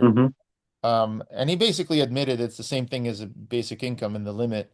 I think that Milton Friedman pushed that though as a replacement for all other welfare, though, didn't he? Yeah, Which I could, yeah, I would still not be for it, but I would say it's an improvement that's right. over what exists now. And so the kind of things that I would advocate for, because I'm also a social democrat. A social democrat is someone who wants to tax the corporations and the robots, okay? And some may say Hmm. the rich. And the only reason why I'm okay with taxing the rich is because even if you tax them, they still remain rich. You may Hmm. say, well, boo-hoo, I cry for the rich. Now, this guy had $2 billion and now he's reduced to a paltry $999 million. It's not Hmm. fair. But like, he's never going to use that in his lifetime. The only way that he is going to use it is by well, not coerce, by using his money in order to get other people. He's gonna express his power by making more billion-dollar deals and sitting on boards of other companies and telling them what to do. Basically, he's gonna have outsized power. So, am I crying for him that he's gonna have slightly less, but still a lot Hmm. of power? Like, not really. The other thing too, though, to keep in mind with that Yeah. is that I'm not sure how well it works, and it's kind of a slippery slope because, like, if you take that to its logical conclusion, if you say like we're gonna chop those at the top to help those at the bottom, that can lead to a scary place. Like the most consistent version of that would probably be Pol Pot's Cambodia, and if once you start it and if it doesn't work, then you keep doubling down on it, going further and further. Yeah, And the like, government's very wasteful. They're very wasteful, yeah, so they're gonna. I totally agree about that, and that's why I don't want to do UBI, by the way. I want to do VBI, which is what I call voluntary basic income. yeah, that's fine. It's about creating new currencies. It's about the community voluntarily deciding the level of UBI and the level of taxes. But I'm not here to talk about my libertarian projects, although trust me, I'm also in favor of doing this in a libertarian way. But I'm saying suppose that the only things available to us was the current system, which was the one we live in, right? So we have dollars, we have federal dollars, and we have to tax in order to spend. Hmm. So that's the current Congress is too much of a pussy to do that, right? They don't raise taxes, they lower taxes, but then they also spend, and so they have the deficit, and so basically they Well, had it seems like it's all taxes. It's inflation taxes. It's like tax revenue maybe goes down, and one tariffs is the tax. Like I right. think that there's no lack of government revenue going on. Like Oh, I agree. like welfare did not exist. I don't know how long ago it didn't when it came in to effect, but the way that I see it is the government is spending more, they're taxing more, they're demonizing the top 1%, they're making dependent the bottom 99% or whatever percent. And what is it producing other than more people are just complaining more about it? Like I it's wouldn't not. want government to undertake most things that it's undertaking. I would say government might be good at organizing people, organizing them for self-defense, keyword defense, not attack. Mhm. Organizing them also for large projects like the interstate highway system or the internet, And like I said, if there is a cartel like the cable companies where they don't compete in a city, I'm okay with government coming in there and saying, okay, antitrust, you got to compete. I'm okay with those things.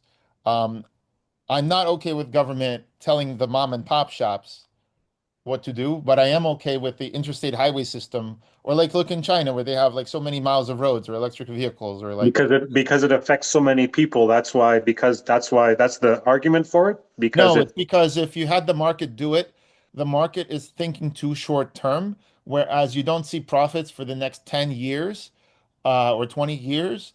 Just infrastructure Like, look how many companies benefited from the interstate highway system. You got McDonald's, you got logistics companies, trucking, Macy's, right?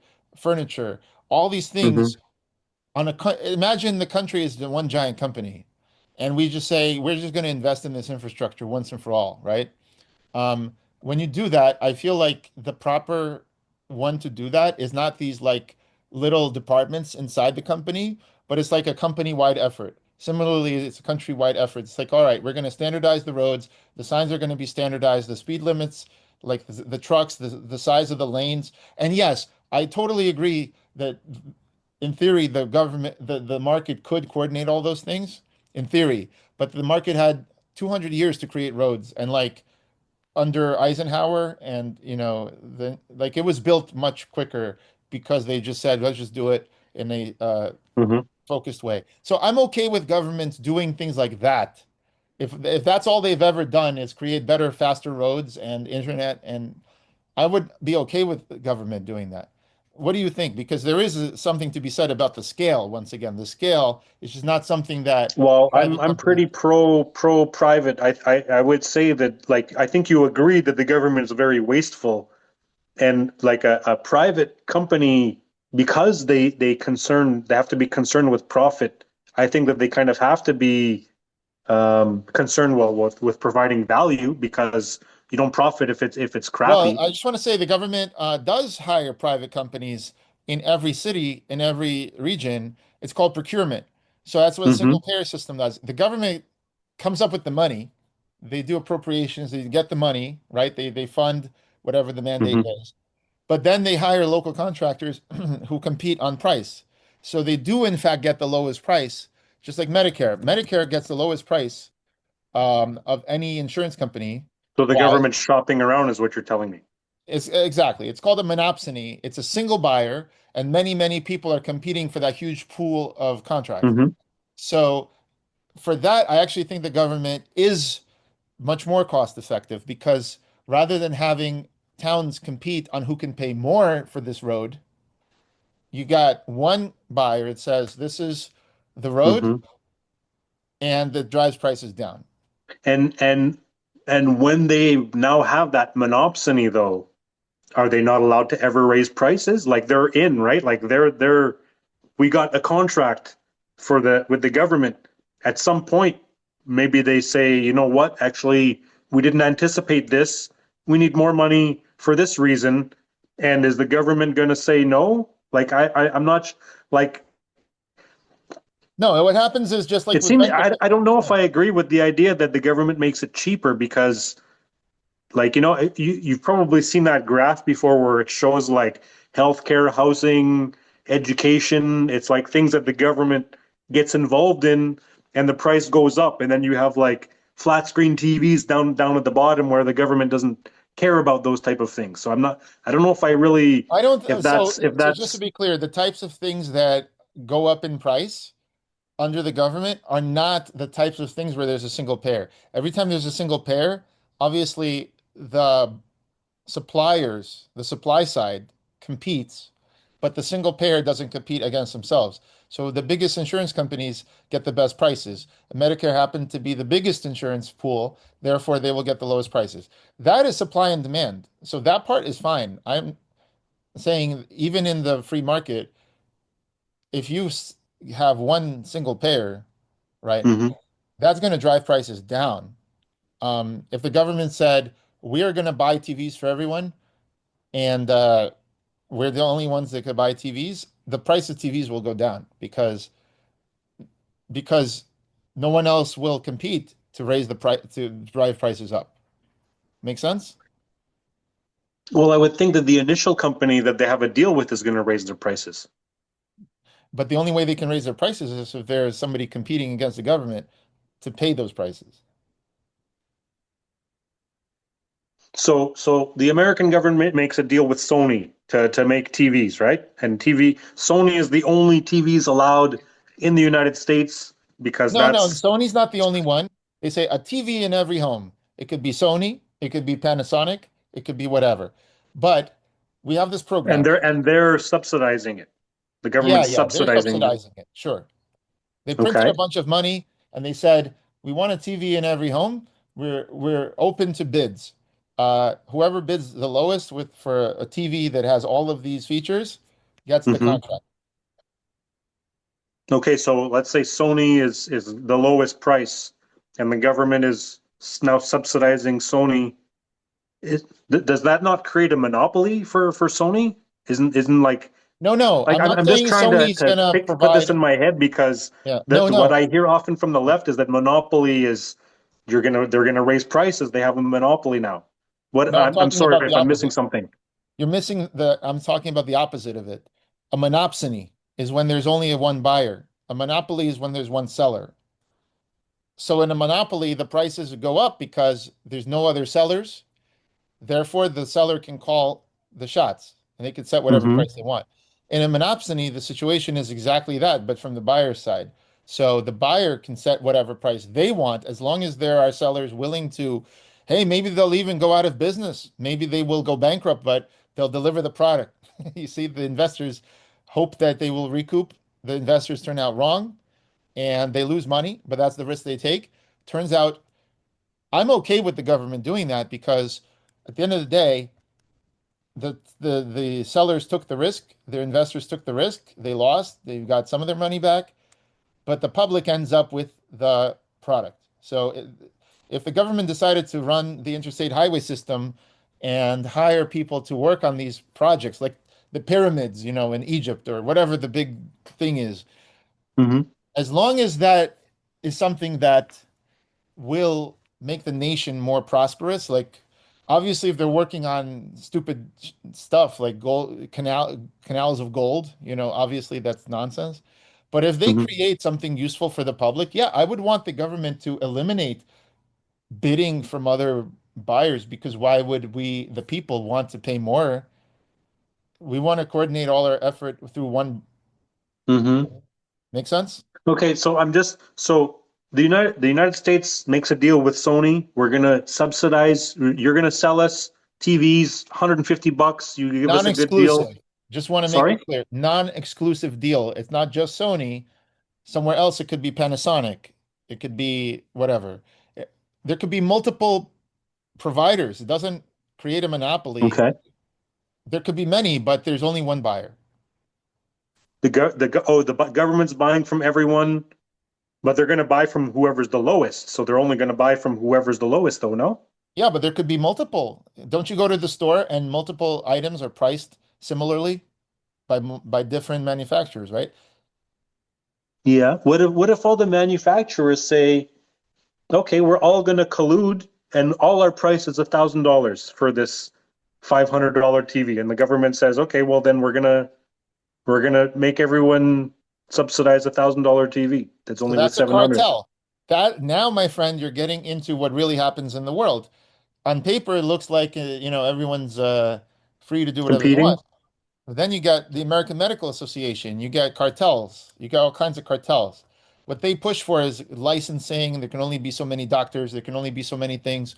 You absolutely Hmm. need all of this 8 years education to even cut hair or whatever, whatever it may be, license. I'm sorry, I just got to ask this. Is there any chance we could pause this for like 30 Yeah, seconds so I can go to the sure, washroom? sure, Okay, I'll sure. be right back. Yeah, I'm not pausing anything. You're doing it. Okay, I'll I'll be back. pause it. Yeah, I'll pause it. I'll just cut this part. I'll cut this part out because I'm not sure how to pause it.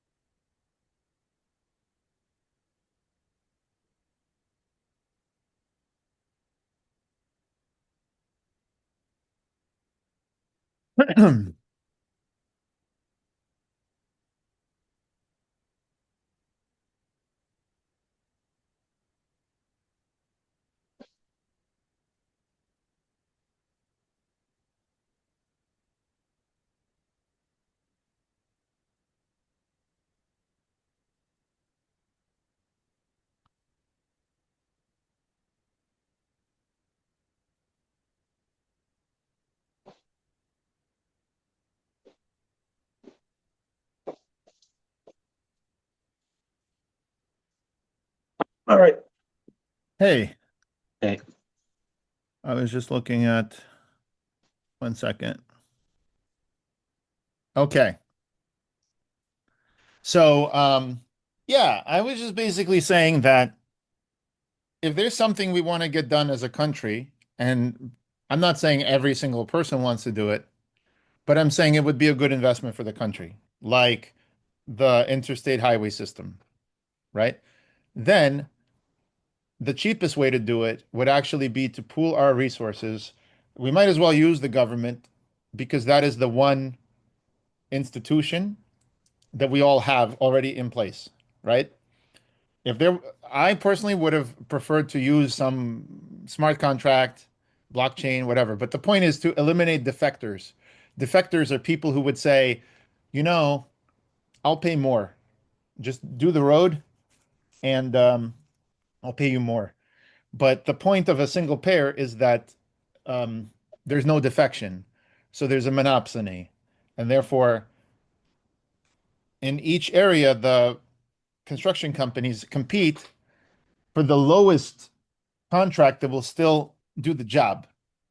So does that make sense? That it doesn't mean Well, I'm just trying to go over it, and I'm thinking about how it could potentially be exploited and things like that.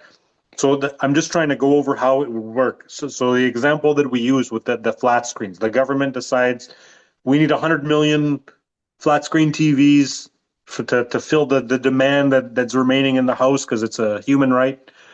And Sony says, okay, well, we got the best price. We're going to sell you these TVs for $150 a piece. yeah. So then the government at that point is only going to be buying from Sony if Sony is the only one who can sell them for But 150. that's a big if, right? You're why would other companies that are similarly equipped not also join bidding for government contracts? Yeah, they might all be bidding, but in the end, Sony was the only one who can offer 100. Like somebody's going to be able to offer the best price. No. When it really No. was. This is why. Sony has a capacity of what they can do to fulfill the government contract. They can't put out 100 million. They can't go from selling, they've never seen such a big buyer. So they're going to be putting out maybe 1 million of them. But that leaves another 99 million where there's these other companies that will also ramp up production. The idea that one company can ramp up production from 1 million to 100 million overnight Mhm. is most likely they Okay. will do that. Yeah.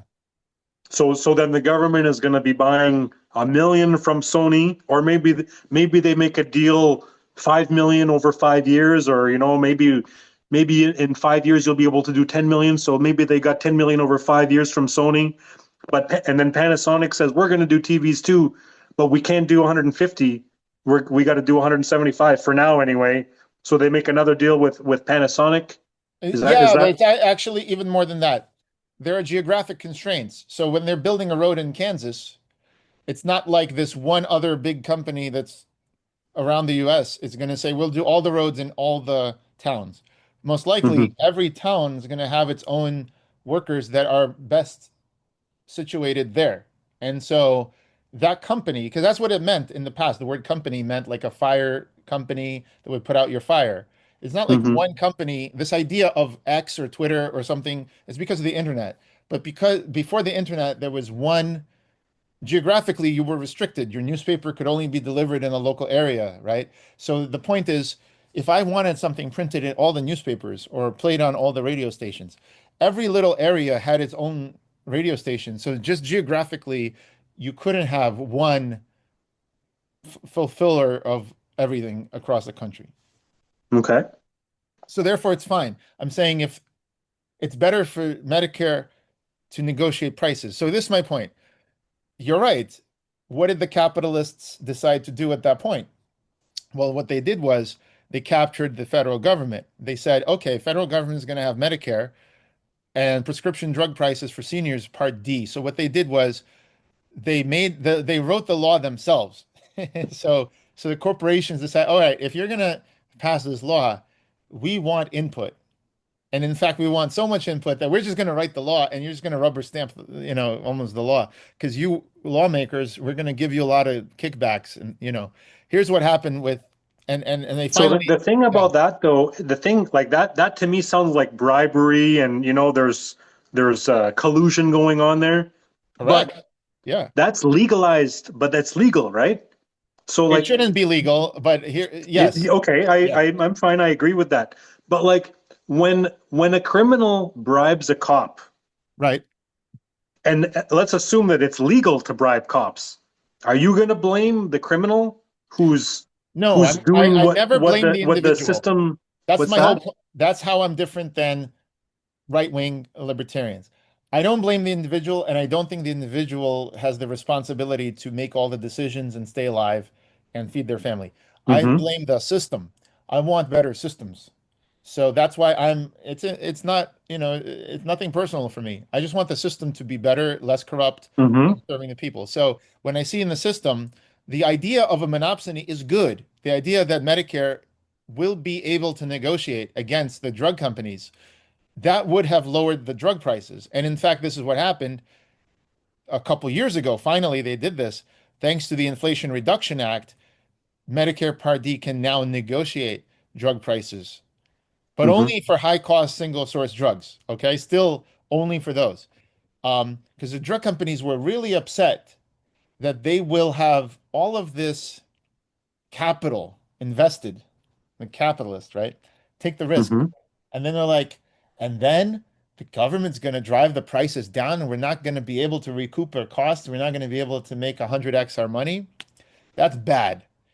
We want capitalism. So we don't want a monopsony. And also new companies will not be able to even get into the industry, right? To compete with them. That's the fear because the price is too low and whatever amount of investment they got to put in to even become a company is now harder, right?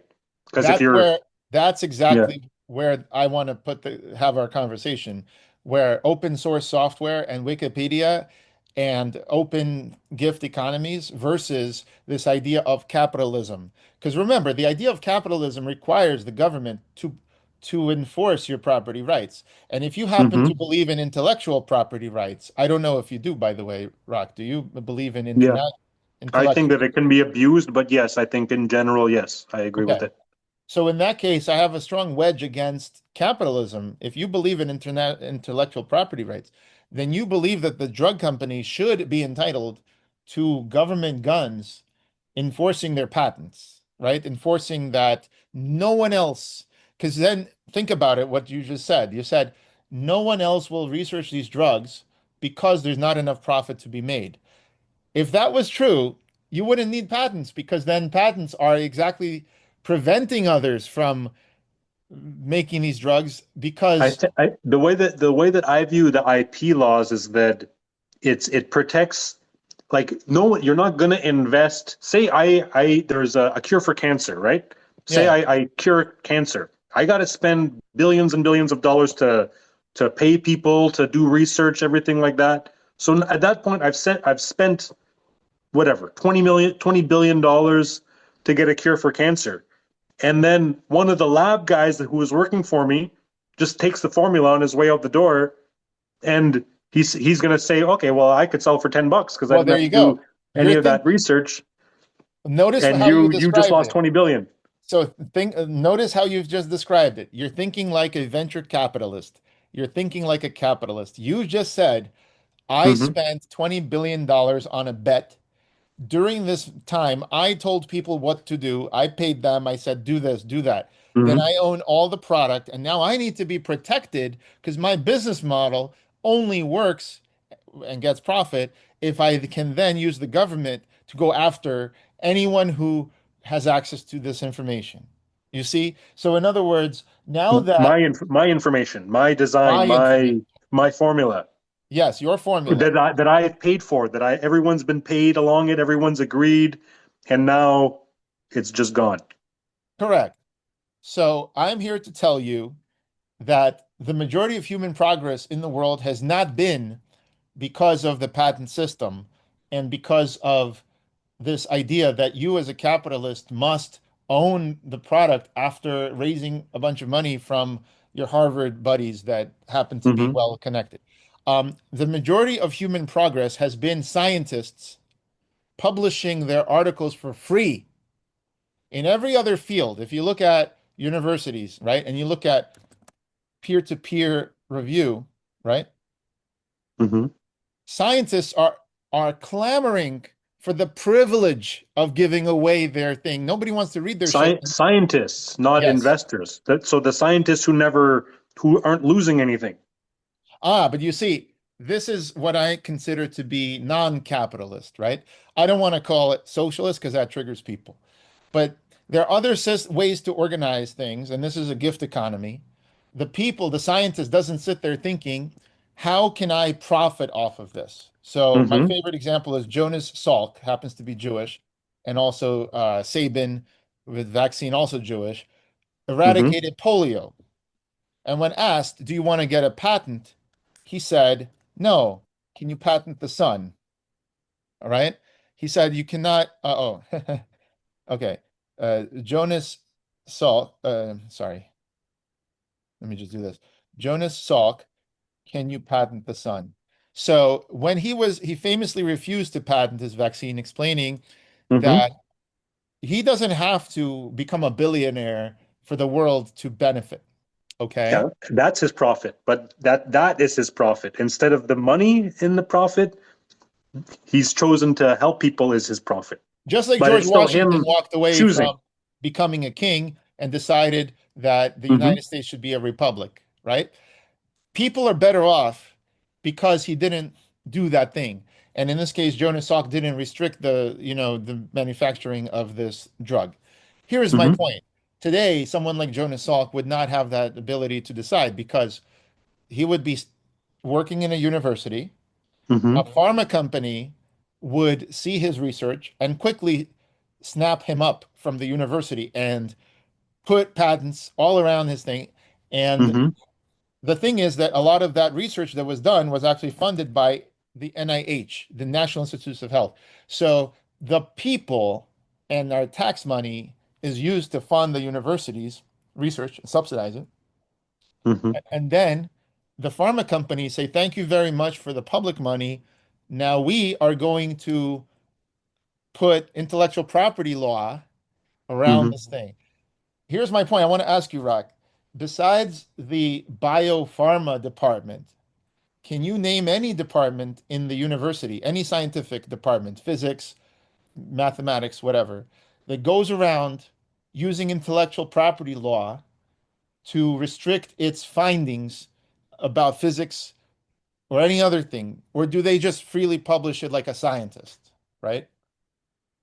I would. Yeah, I think you're. Yeah, I think they freely publish it, as you said. Yeah, And would you agree that society, but I think part of that is because they're not spending their own money. The public, it's the public who spend it. But if assuming that there's this thing this problem that needs to be solved, and someone has chosen to solve it, and maybe the taxpayer isn't involved in this, and it's going to cost them billions of dollars, do you think that they should then just give it away, or they should yes, not be protected?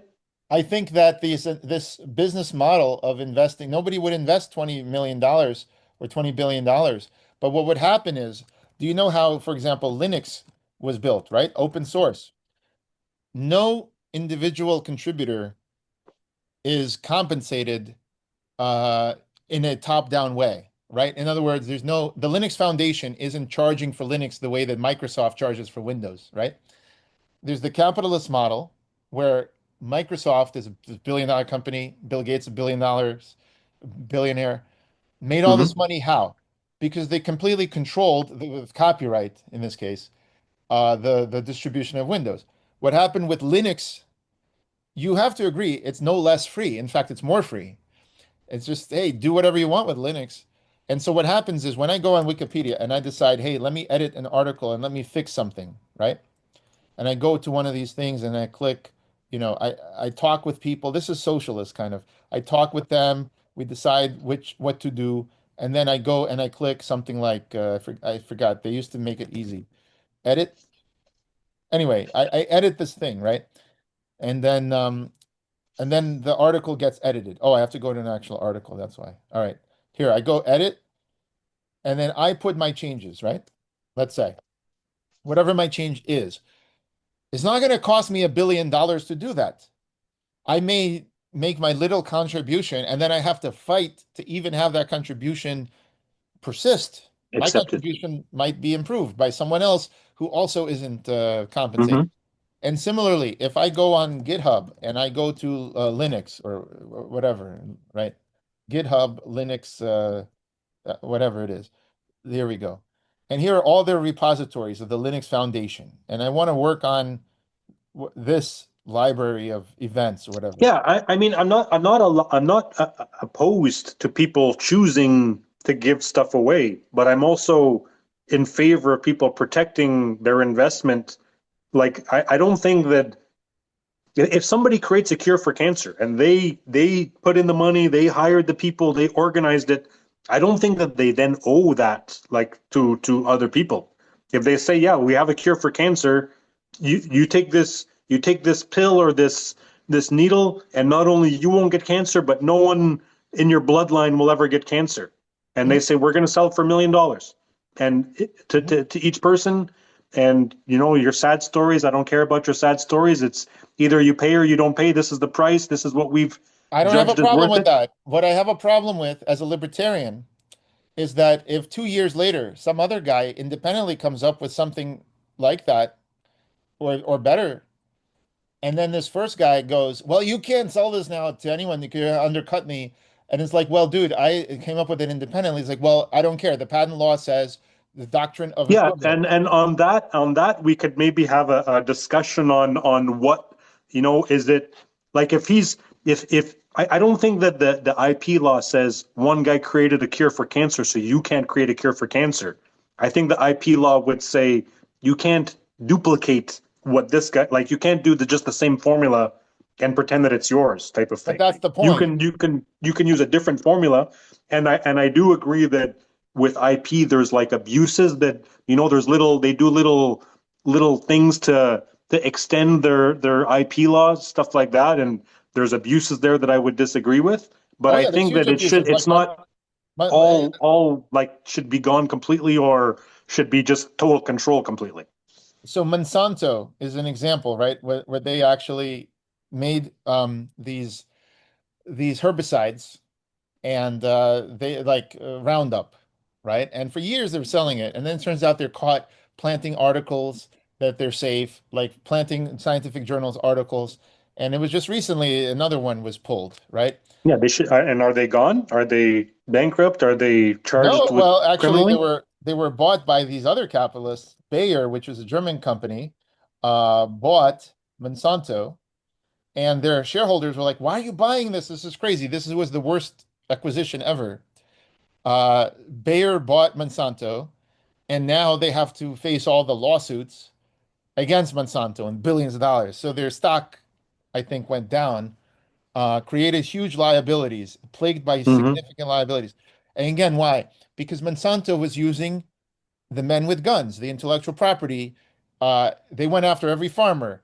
If you're a farmer who's not using it, your crops die because your neighbor's using it, and the wind carries, the Hmm. water Hmm. runoff kills your crops. So you can't afford not to use it.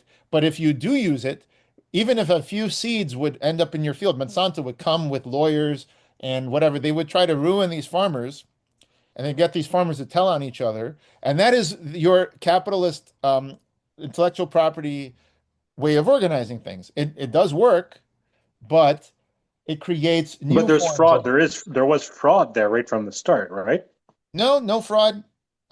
They Well, you said that there were fake ads or something like Oh, I'm that. sorry. Yes, the fake articles are fraud. I take that back. Yes, but the discovery of the herbicides was not fraud. The only fraud was trying to get everyone to say that it was safe. for humans. That the non-carcinogenic, the World Health Organization, that part is the fraud.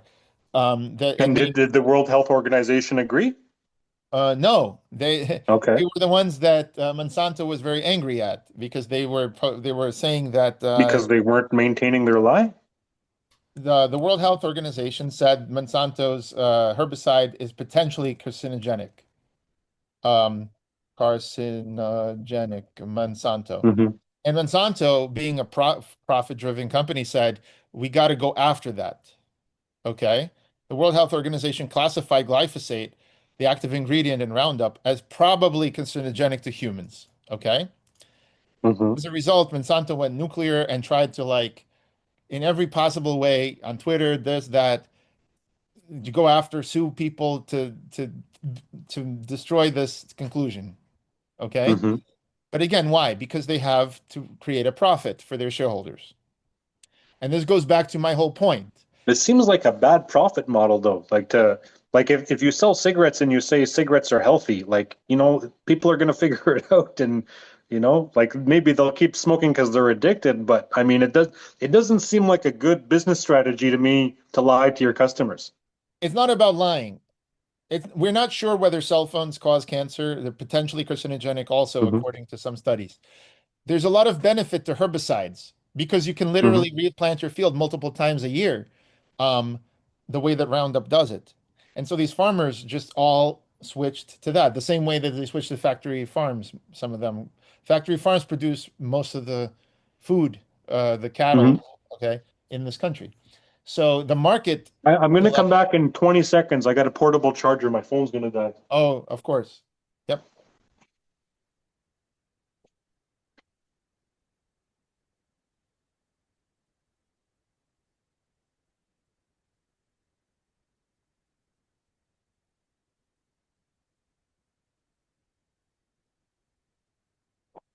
Hopefully this is charged.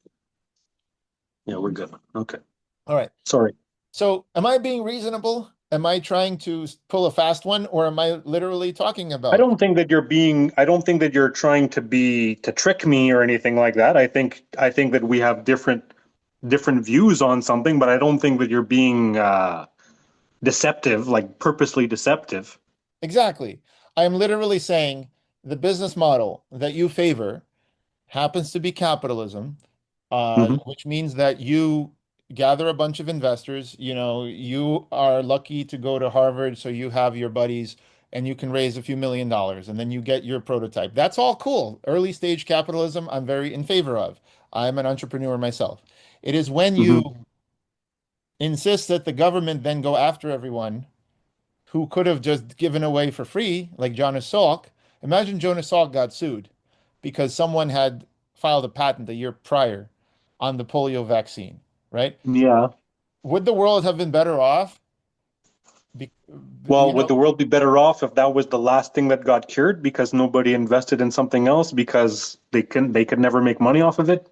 See, that's the core of our disagreement, because that's fear mongering. Have scientists stopped publishing papers because they don't make any money off of them?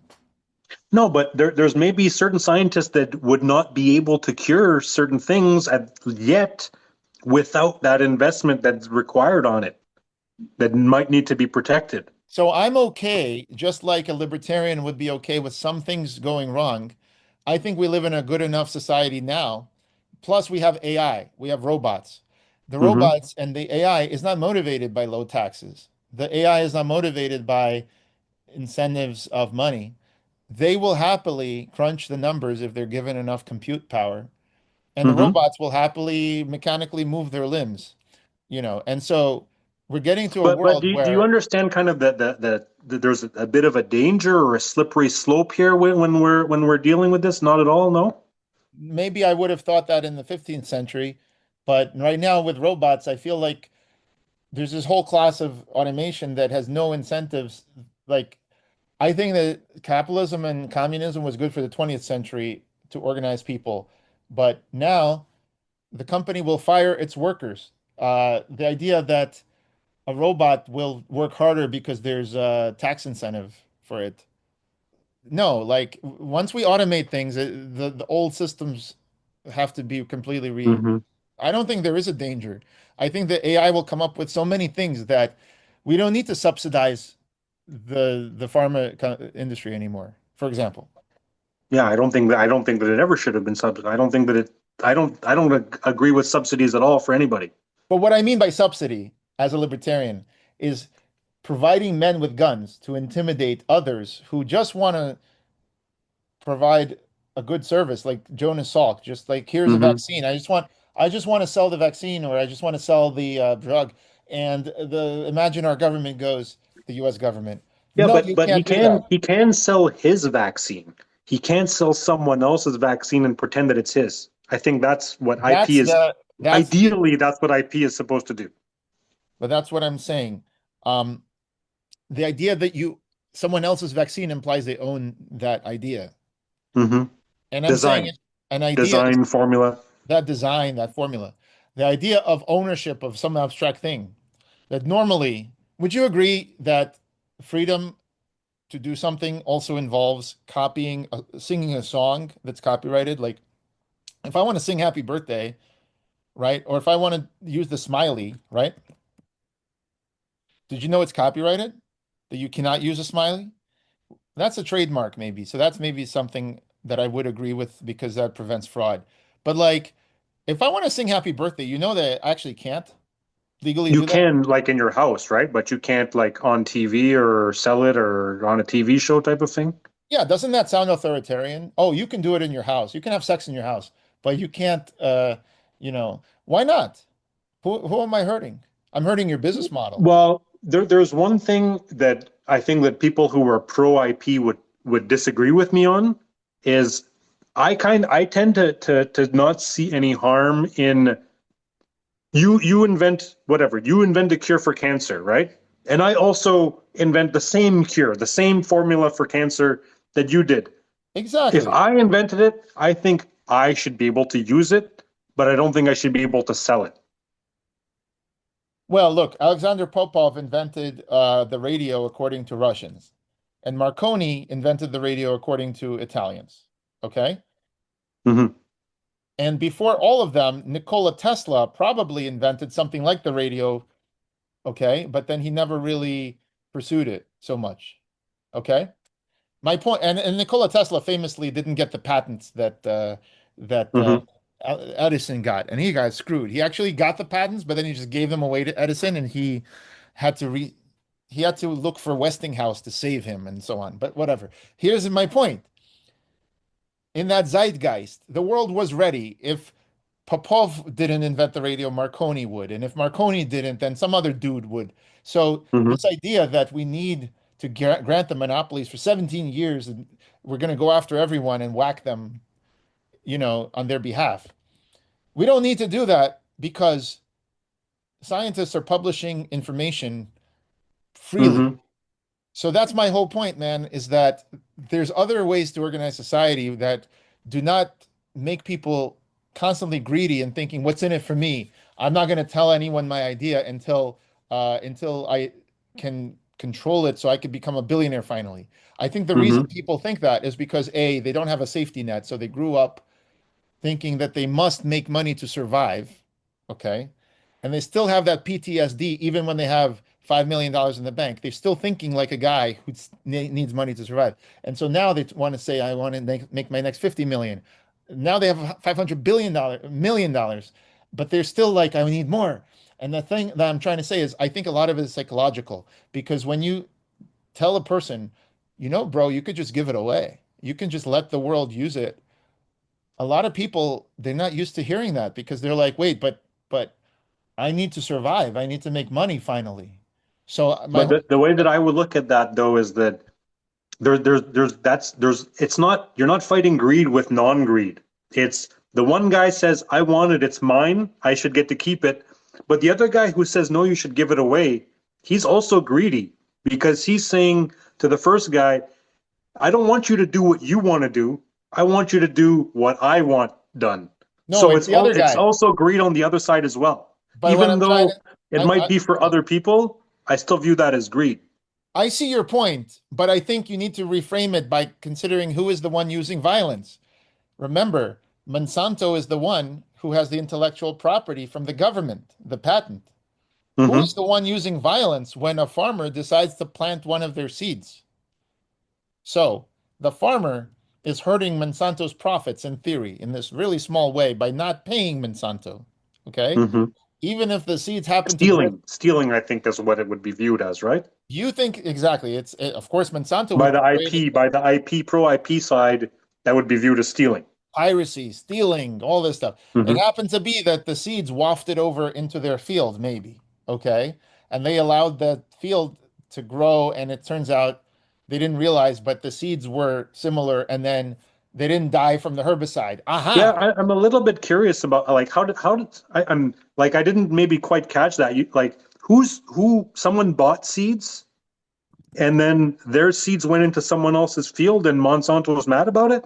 Oh yeah, Monsanto actually sent out people that even if you had a small amount of seeds growing, But they are selling these seeds. Like, so if I buy 100 seeds from a company and I give you 20, Monsanto's going to be mad? oh yeah, they're going to be mad because the other guy didn't have a license for their seeds.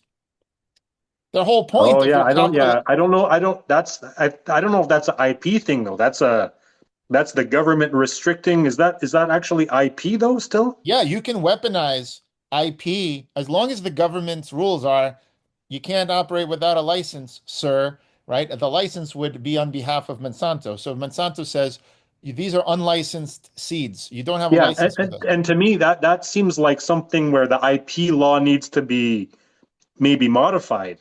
But I don't know that like the way that I would see it is I bought something from Monsanto. I can do what I want with that. I can do whatever I want with it now that I've bought it from them. Well, what you're calling the fact that the government's putting the licenses in, I don't know if that has to do with the IP still. So there's some decision that was made around the first sale doctrine and copyright. It says if you bought the book, you can resell the book. Okay.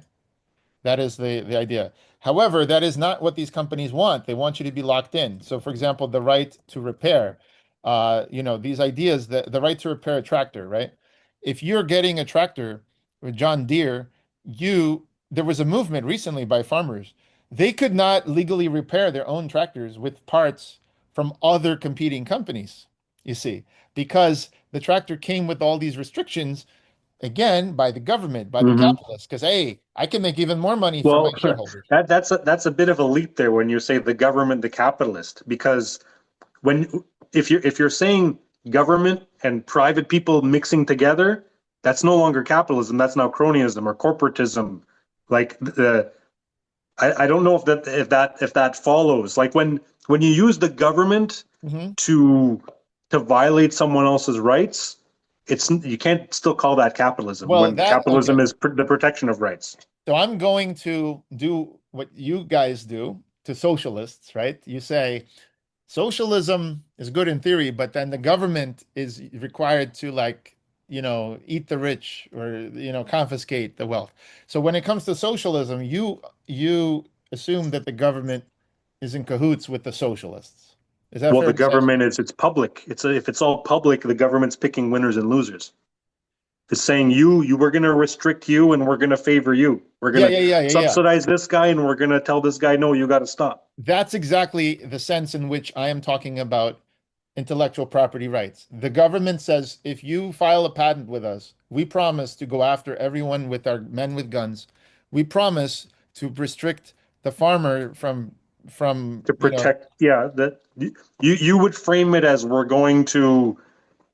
Well, I guess restrict someone from using your design, and the other side of it would say we're protecting your property right over this over this design, that it's yours, and you could sell it to someone, you can give someone permission to use it, but it's up to you to do that. Like you have to decide that, and then the abuses come in on whether or not we could figure out what's fair, what's not fair, what makes sense, what doesn't make sense. But I don't think that I would agree that the IP law, there's abuses in it, but I still think that you need it to an extent. That's my view. So this is where we finally, I'm going to do a few aha moments. I call them mindgasm, where you have like an orgasm, but it's of the mind, you know? I love to see these like aha moments. One of the aha moments that I've had with libertarians, and I have friends who are libertarian capitalists, is property rights is just another institution. And while it is a natural right on a small level, like a lion, protecting its food, that is, and its family, when it gets this abstract thing, I own 1 million houses and, BlackRock owns a bunch of farmland or Bill Gates owns a bunch of farmland. When it gets to that level, property rights uses the government.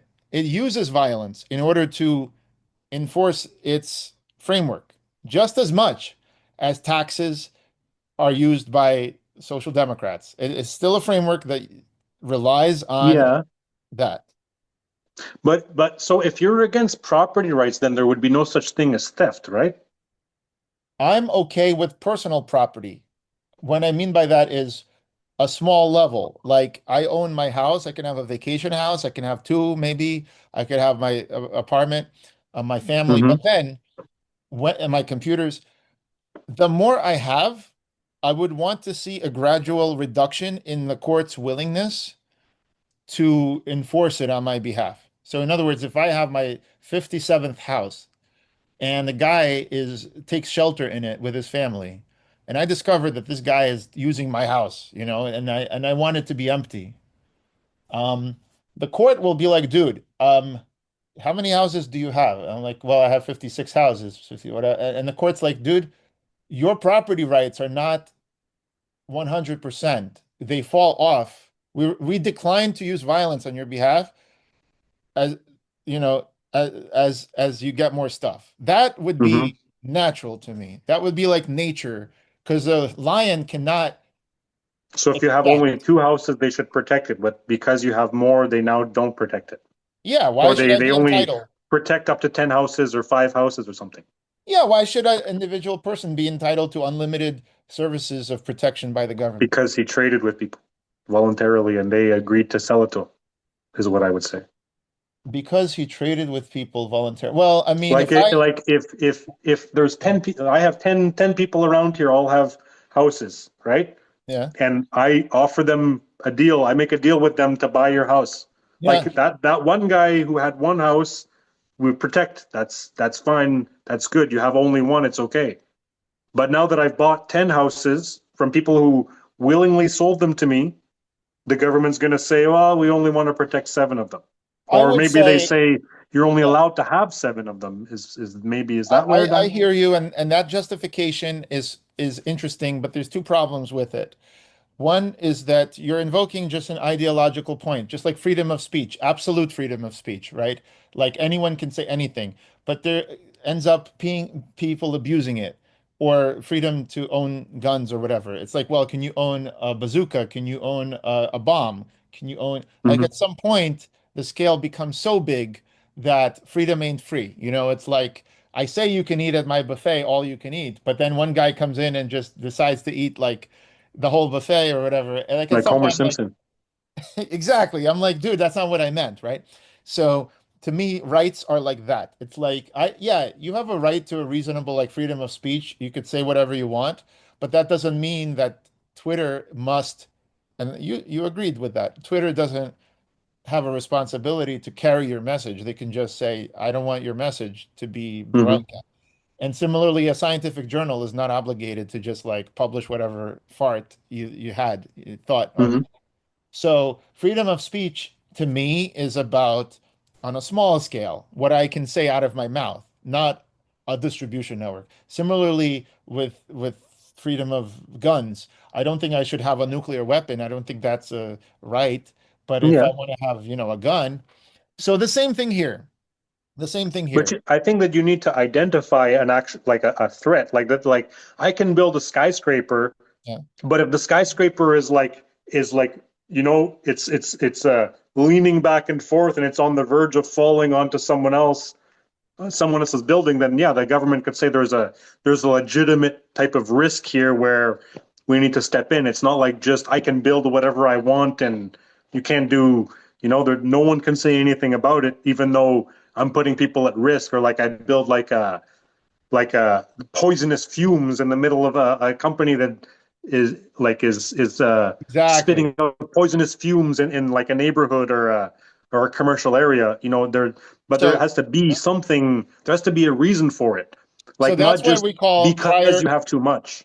So this is, you're right. That's another thing called prior restraint or chilling effects, where the government restrains you previously before you, like speed limits, right?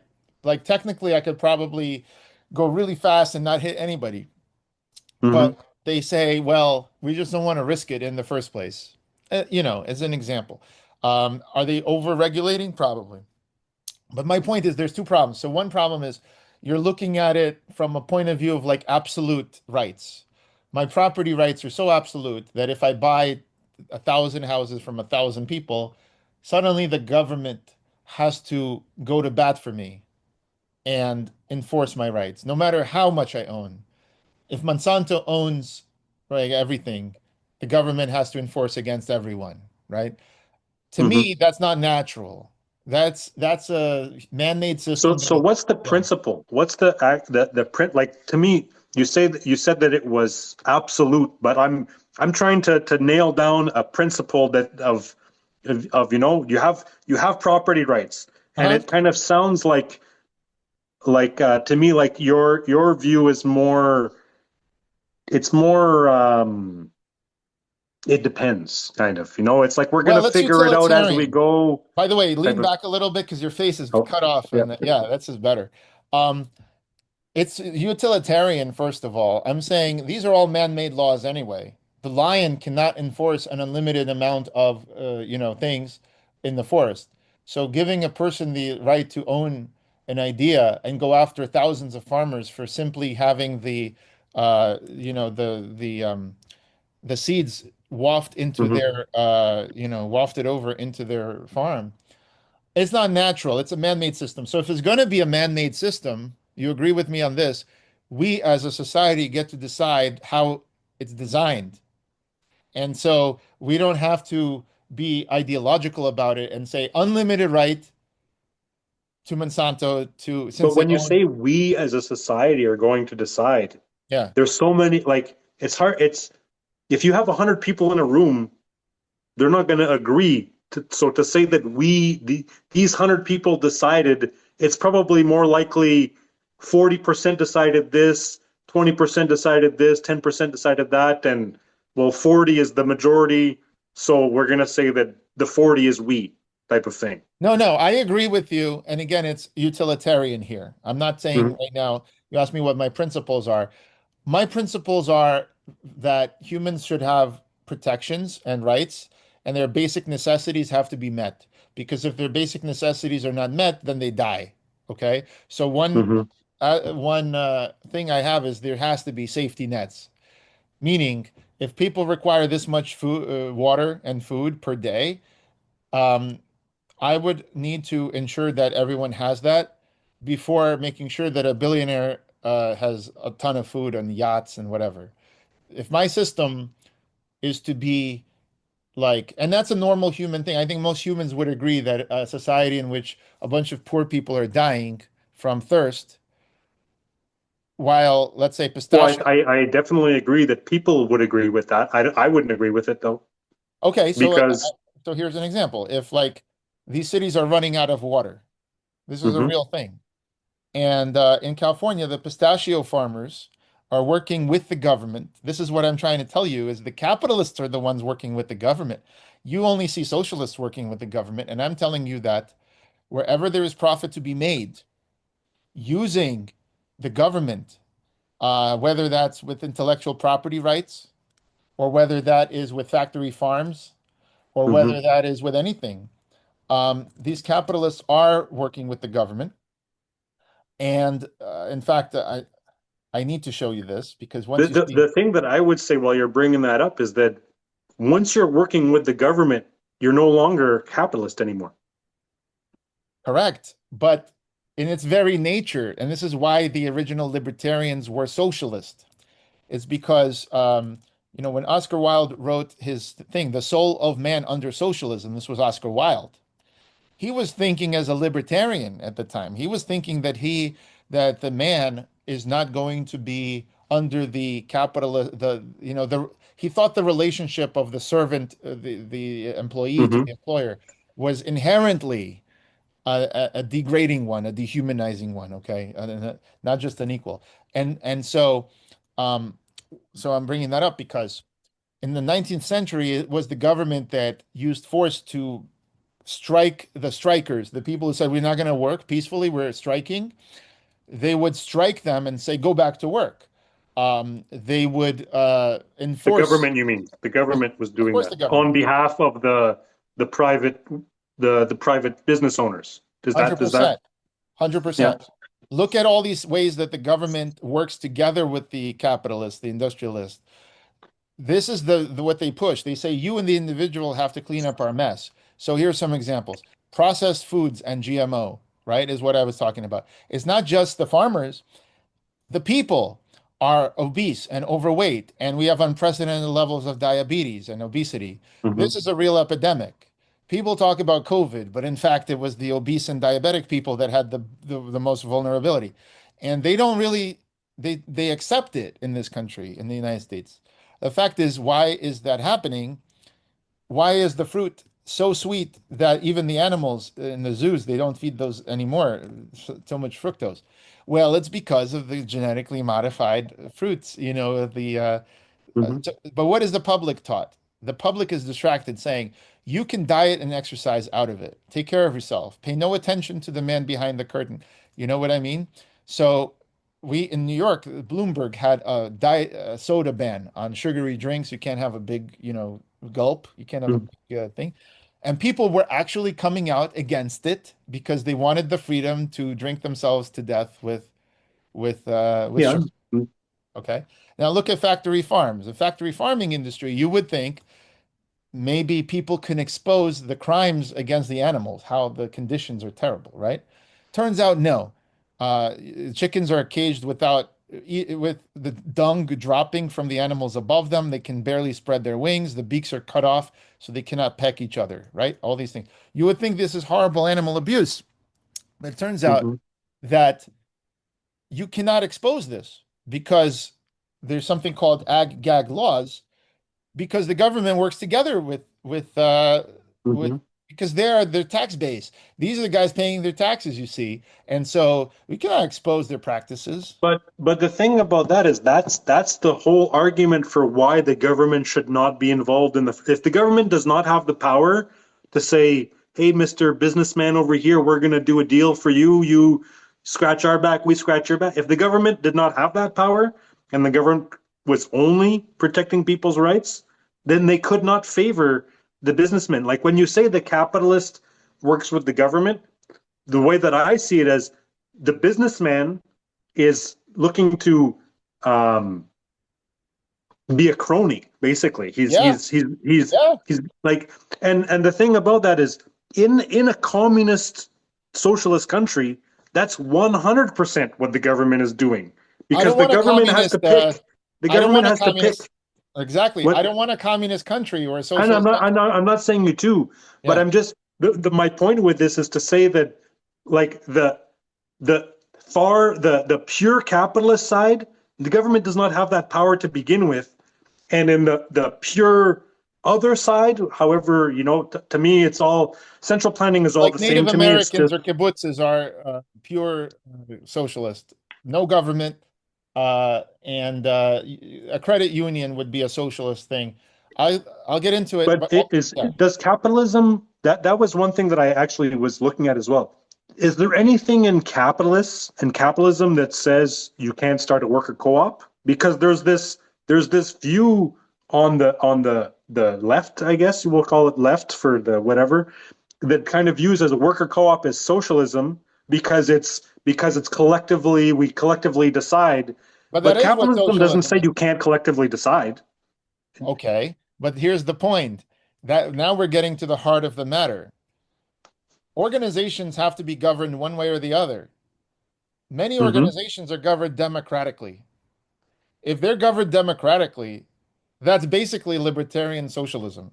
So this guy, Richard Wolff, okay, you should listen to Richard Wolff at I know who Google. Richard Wolff is. Oh, beautiful. So have you ever heard anything like a video by him? Yeah, a little bit. Yeah. Okay.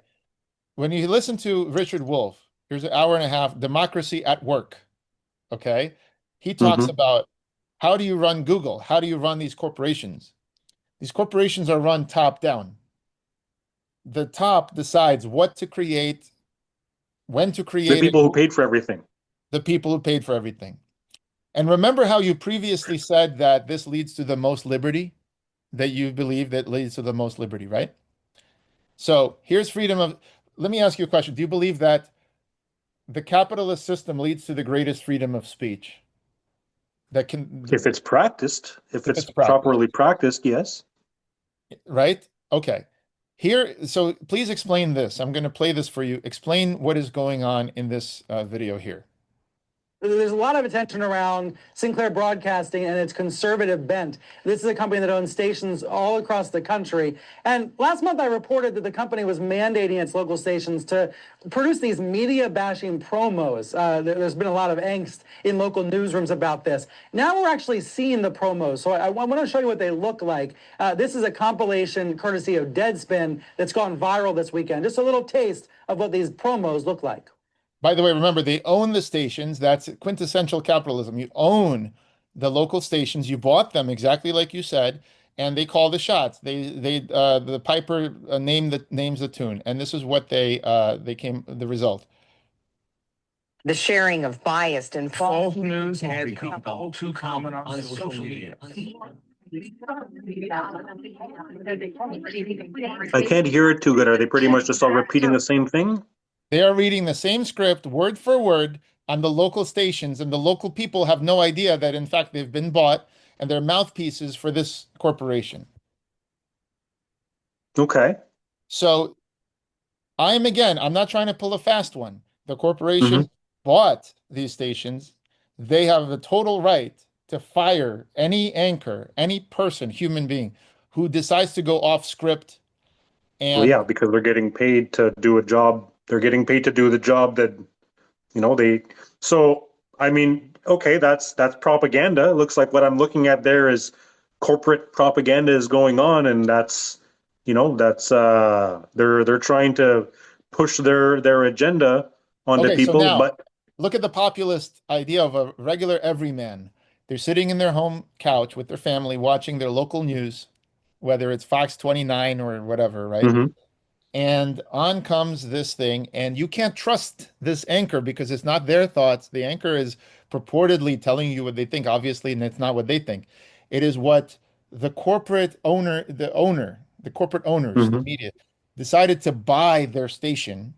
And so in quintessential capitalism, the end result is once it gets big enough, it's all controlled by a single But policy. is it though? Because like we said before, 30 years ago, I guess, there was only whatever, 5 channels or whatever it was, not Well, many. there's always local stations, let's be clear. Yeah. In 5 But it's channels in not every like area.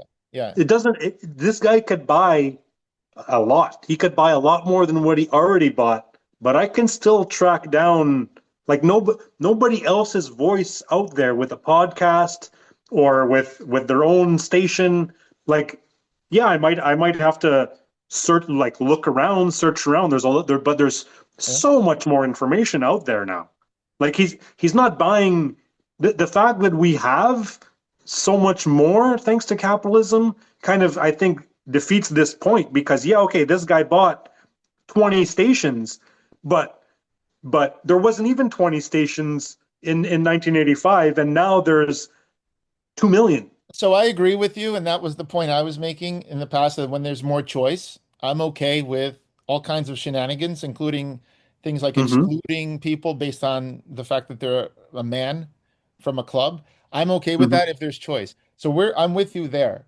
Where I disagree is I think we would have had this abundance anyway, because of science and technology, and automation.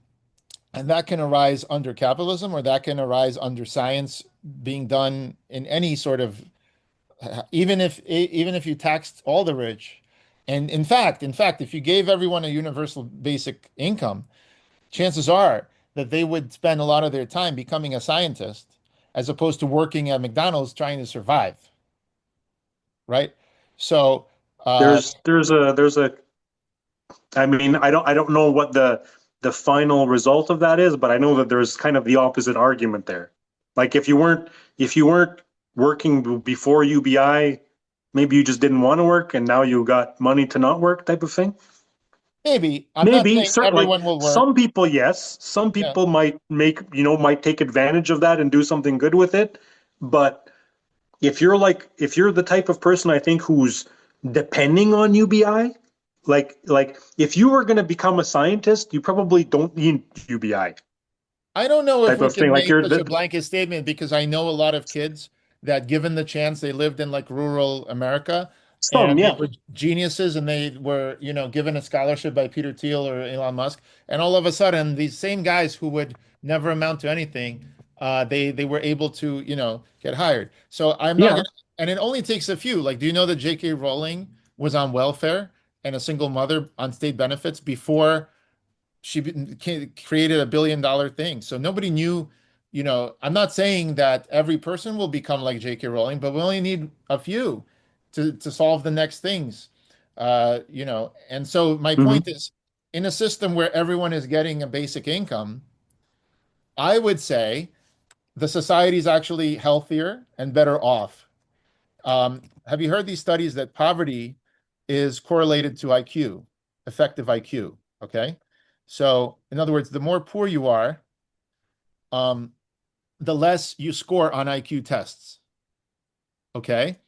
So, this is not genetic. This is the same person scoring lower on IQ tests becomes rich, and then within a couple of years, they're suddenly scoring higher because their mind is not in the flight or fight mode like anxiety that they're going to have to they're getting evicted and downsized, and they have to find a Mhm. home. These kind of people can then devote their brain power and the resources not to working at McDonald's, but and doing a rat race. But in order, I believe that now we have robots and we're going to have UBI. But I'm saying now they can take care of their kids. They're going to have a more moral society because they're not putting their kids in a public school, government school, in order to work 10 hours a day, both Mhm. parents. So this whole thing is going to be a healthier, moral society and might be more prosperous because these same people have higher IQ. It's a higher IQ society with better nutrition if they have. What do you think of that? I tend to believe that in life you need either inspiration or desperation. That's kind of the way that I look at it. And there's a quote or a saying that I'm thinking of. It's something along the lines of like comfort is the end or idle hands, or like Make comfort. for If you're comfortable, why try? Like if somebody is just like, if all they want is to be comfortable and now UBI has made them comfortable, and some people maybe are trying really hard right now and they just can't do it. Maybe it's a lack of ability, maybe like it's not a lack of effort, it's whatever circumstances. There are people out there who, yes, will take advantage of it, but I don't know if that's what it incentivizes. But I don't you think that think, let's be fair, don't you think that in the absence of a safety net, in the absence of free running water and police, available to everybody and courts available to everybody, in the absence of a safety net of health insurance, don't you think that, well, it takes health insurance. That's a great example in the United States. In the absence of everyone being covered just by virtue of being a human being, right? Don't you see that that the power imbalance between the employer and the employee becomes so that the employer benefits, the capitalist benefits from the desperation of the employee to at least have a safety net in case they get hurt, they go to the hospital, they're not going to get coverage. So in the United States, it's almost like if you're not part of a corporation, one of these, in Japan, it was the guilds, the samurai were part of it's a Mhm. feudal society. It's like a feudalism, right? So it's like, okay, if you're not part of this feudal structure of a corporation, which in Japan is still the case, the corporation is the one when you behind on your rent, they call your corporate boss and they make sure that you pay your rent, so it's a corporate feudal society. So if you're in the United States not part of that, you might not be insured at all for your health. And so don't you see that like you're almost the benefits accrue to the employer, that they have these desperate people, including, by the way, the most desperate and precarious people are the undocumented immigrants or legal immigrants, because they're like, if you don't work, and this happens in Qatar, where they're almost like denied exit visas. It's worse in the United States because they can't leave. They're in slavery-like conditions, building, they were building the World Cup thing. Do you know that it was like the World Cup slavery, Qatar? There's these scandals because I know that Qatar there's something going on with slavery. I looked it up a little bit, but I didn't really look into the details too much. But I know these that there's countries, some yeah, they sort abolished of slavery going on there. Yeah. They abolished slavery to the point where, they don't have it on paper, but when they need to build migrant workers, the migrant workers are essentially the most desperate people. So if you want to talk about desperation, right? What you're kind of arguing for is Jeff Bezos is a billionaire and his truckers can't take a piss, right? So they have to pee in bottles because, and then also the factory workers, so all these people, I'm not denying Jeff Bezos early stage capitalism did a lot of good. I'm not denying Elon Musk, Jeff Bezos put in a lot of work and he deserves millions of dollars. But at some point, it became his workers who individually pull night shifts and can't take a pee break. And so eventually the billions are being actually done by squeezing them, and they're desperate. And so you want to keep them desperate so that the employer is going to save a buck. Same with the factory farms, the conditions of the animals, so the burger could be $1 cheaper on the market. That's what I have a problem with, is you're talking about either inspiration or desperation, and I'm saying desperation is a horrible way to, you're essentially saying society needs to have a bunch of desperate people always, because if they had a safety net, they would demand better pay. And it's like, well, I would say more that it's desperation. Like the way that I look at it is desperation to be proud of your life. Like you feel like you're not satisfied. You're desperate to make a better life for yourself, for your own happiness is kind of the way that I would look at the desperation. Like either someone has inspired you to try, and that's your motivation, is that you're striving for something, or you're not happy with where you are and you're desperate. That's a nice way of putting it, but let's focus on the actual desperation that, as you see, do you think the trucker wants to work in a sweatshop? Do you think these people who build iPhones and throw themselves off the bridges, the roofs of whatever that Chinese company was, right? They're creating iPhones. Do you think they want to not pee, not take a break? Like, obviously, they're so desperate that their alternative is even worse. Mm-hmm. Well, to me, when I was a kid, and when I was making $6.85 Canadian an hour at my first restaurant job, that desperation inspired me to just find a better job. Just like look around, ask around. I asked my coworkers, hey, you got a second job at a different restaurant? What do they pay? What is it like over there? Your job existed and you were a kid and you took that job. Do you know what you had though? You had your parents probably. You weren't an orphan, right? Is that fair to say? So you probably had your parents subsidizing your very existence since you were born. And some people, I often hear this, oh, you gotta really like work hard. Step one, have not even work that hard, but just work just keep looking. Yeah. But my point is, to the extent that Jeff Bezos succeeded, the reason he succeeded wasn't because he worked harder than everyone else. But he created more value. Yes, but he was able to the work that he did is work that was valued more. Well, work like compensation doesn't come with, like if compensation came from how hard you work, then digging holes and filling them back up would be like the best job ever. Look, Trump said he got a small loan of $100,000, or whoever said that. I think it was $1 million, but yeah, anyway. Look, Jeff Bezos got $300,000 from his mom his first investor in Amazon. Like, hello, Yeah, if I got 300,000 from my mom when I was starting my company, I would be a lot further along, you know, than so a Maybe. lot. In other words, all these guys that say you just got to work hard, also they have rich parents. I'm just saying. So you didn't have rich parents, which probably explains why you and I are not, millionaires right now with our own like huge Hmm. companies.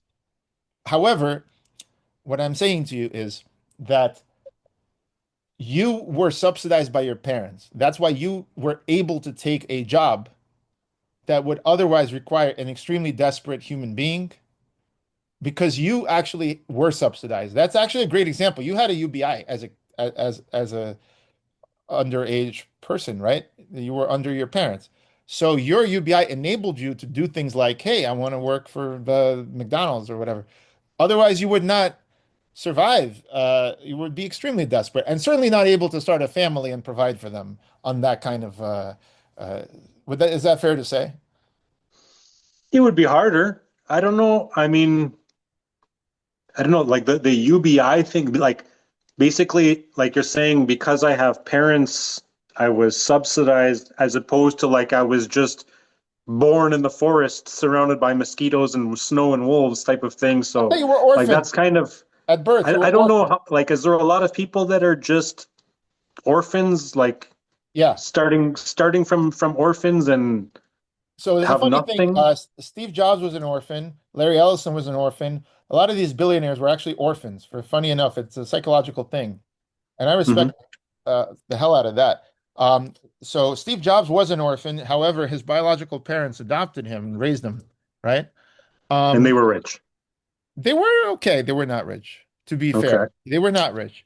He was able to find investors into his company, and to be fair, he was early. He was very early in the. I think that Yeah. maybe one thing that I don't know, maybe not overlooked, but that isn't mentioned is yes, you have an advantage if you have a rich family, if you're subsidized, you have an advantage. And if you're poor, you're at a disadvantage. But the biggest advantage, there's a saying that I've heard before that have used sometimes, where it says um, your results in your life, it's basically 10% of what happens to you and 90% of what you do about it, type of Yeah. thing.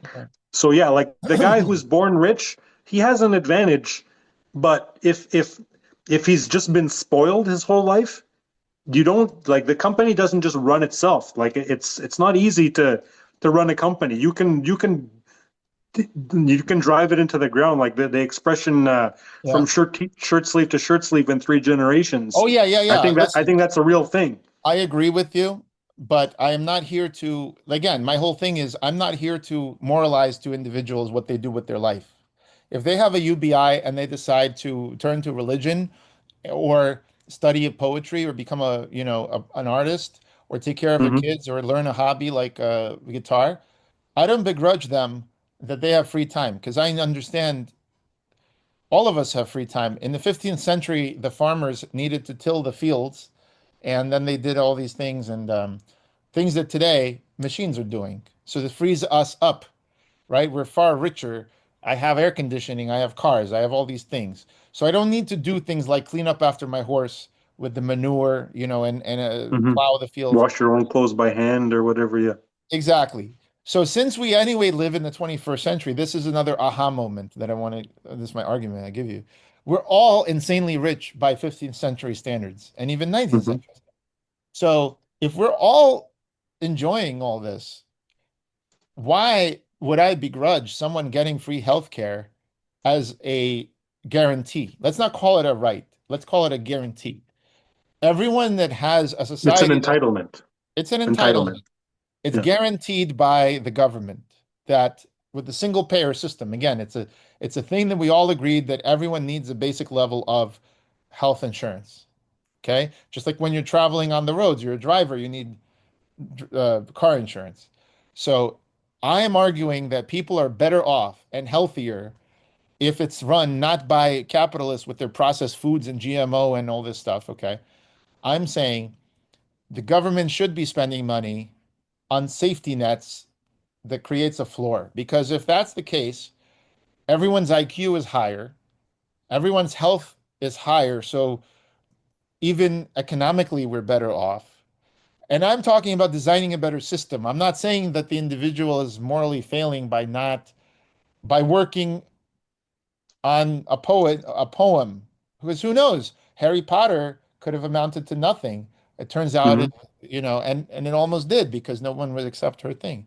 So I'm not here to judge winners and losers. I'm simply saying I want a system where everyone doesn't die if they don't work. I want to see if like you can agree with that because in the 15th century, if you didn't till your field and you didn't work hard, you died. Like, What I would the problem that I have with that is it's like there's you're looking at it from a point of view of, you know, I shouldn't, like, you know, I shouldn't die. I don't deserve to have to suffer if I'm not working. But at the same time, you're putting an obligation on someone else to work so that that person doesn't have to work. Okay, so this is the aha moment. You're thinking in a scarcity mentality, which was true in ancient Egypt, ancient Rome, maybe to some extent, the medieval period. But right now, we can satisfy everyone's housing needs and food needs. Yeah, but Basic. there's still a cost to it, though. Like if Yeah. like the free healthcare is not actually free. The food, you know, school lunches for kids or whatever it is, the healthcare, the education, somebody's getting paid for that. So somebody has to work. Like it's not if free stuff was just existed out there in the space and you just had to reach out and grab it and it required nobody else to do anything, then I could see that not being an issue. Okay, I'm arguing that is the case today. I'm saying that the combines, the machines uh, tilling the wheat and separating, the seeds and everything, that's all Mhm. automated. That's all automated. So whereas in the past you did need communism or socialism or capitalism, whichever way you organized the society, you could have Mhm. the Irish potato famine, which was a failure of capitalism, or you could have the Holodomor in Ukraine, which was a failure of collectivism, socialism. So either way, you could have failures, and you could have governments requisition grain, like with the Bengali famines and all these things. But however you did it, you needed humans to work on the farms. And then something changed in the 30s, 1930s, right before the Great Depression. Mhm. Farmhands started being laid off. They started being fired. And yet we had more food than ever. It was rotting in the fields, okay? Farmers were Mhm. overproducing. And they were overproducing to such an extent we got the Dust Bowl because the nutrients were being depleted from the soil, okay? So the government told them, listen, we'll pay you not to plant. You're in a race to the bottom. It's a downward spiral. Just stop trying to create more food. We have enough food. But that wasn't my point. My point is no humans were required. Very few humans had to remain on the farms. The whole system became automated. Then in the 80s, we got Detroit, the farms, sorry, the factories, right? Mhm. Motor City, right? Creating all these cars. Used to be a great job. Well, now the factory floor has one guy, right? Or whatever. Like most of it is machine. Mhm. So if we're living in a world where the machines are working the farms and the machines are building the cars, isn't that kind of like we don't any longer have to pay humans to do like it is a conveyor belt. We are getting food into our houses. It is going by itself. Yeah, So like yeah, but there's still somewhere investing the money for those machines, maintaining them, repairing them, programming them. There's still there. Yes, I mean maybe human. Like if I'm working at my computer, is I'm still working, right? The computer's not doing the yeah, but work. the cost of paying all those humans to plow the Hmm. fields with their oxen and the Yeah, cost of feeding the oxen and cleaning up after them, right? yeah. Well, for sure it's less because that's kind of what capitalism does. Is But it it's not just strives to do capitalism. more with less. It's not about capitalism. It's about technology. The machines were even if it was under in Vietnam, they had communism, okay? Today, Vietnam is still under the Communist Party. We failed. The war in Vietnam, we left.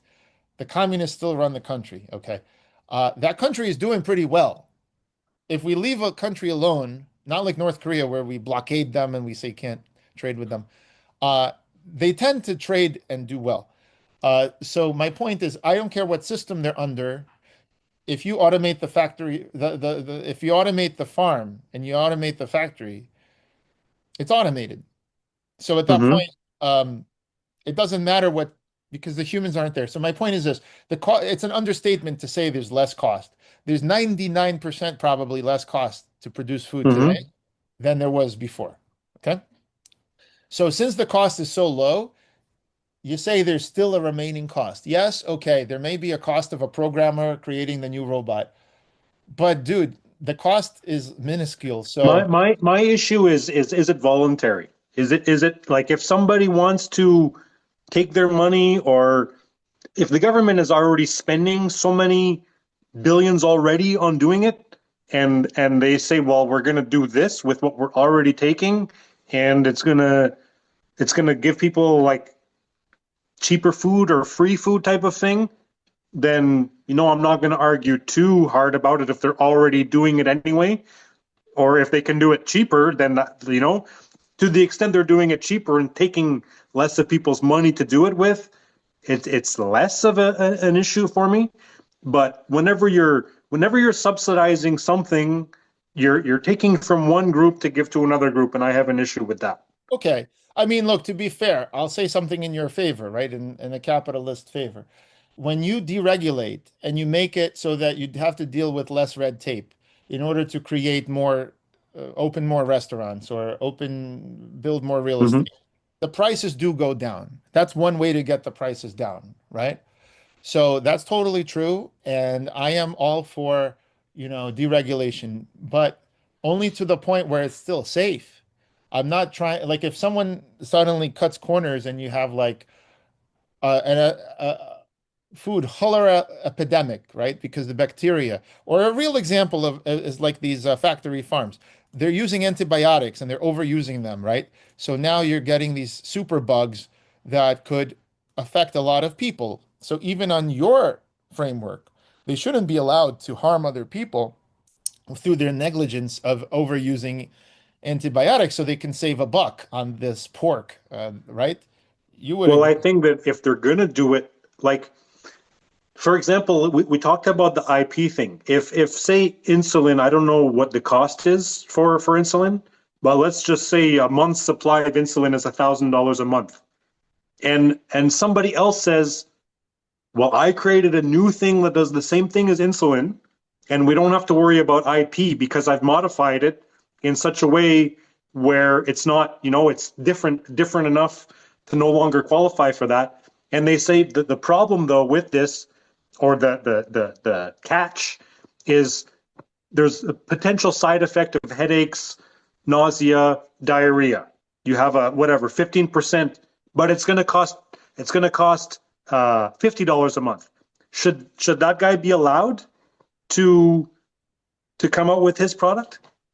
Well, I would say everyone should be allowed to do whatever they want as long as it doesn't harm other people. And here it seems like it would be helping other people Mm-hmm. if the patent system didn't restrict.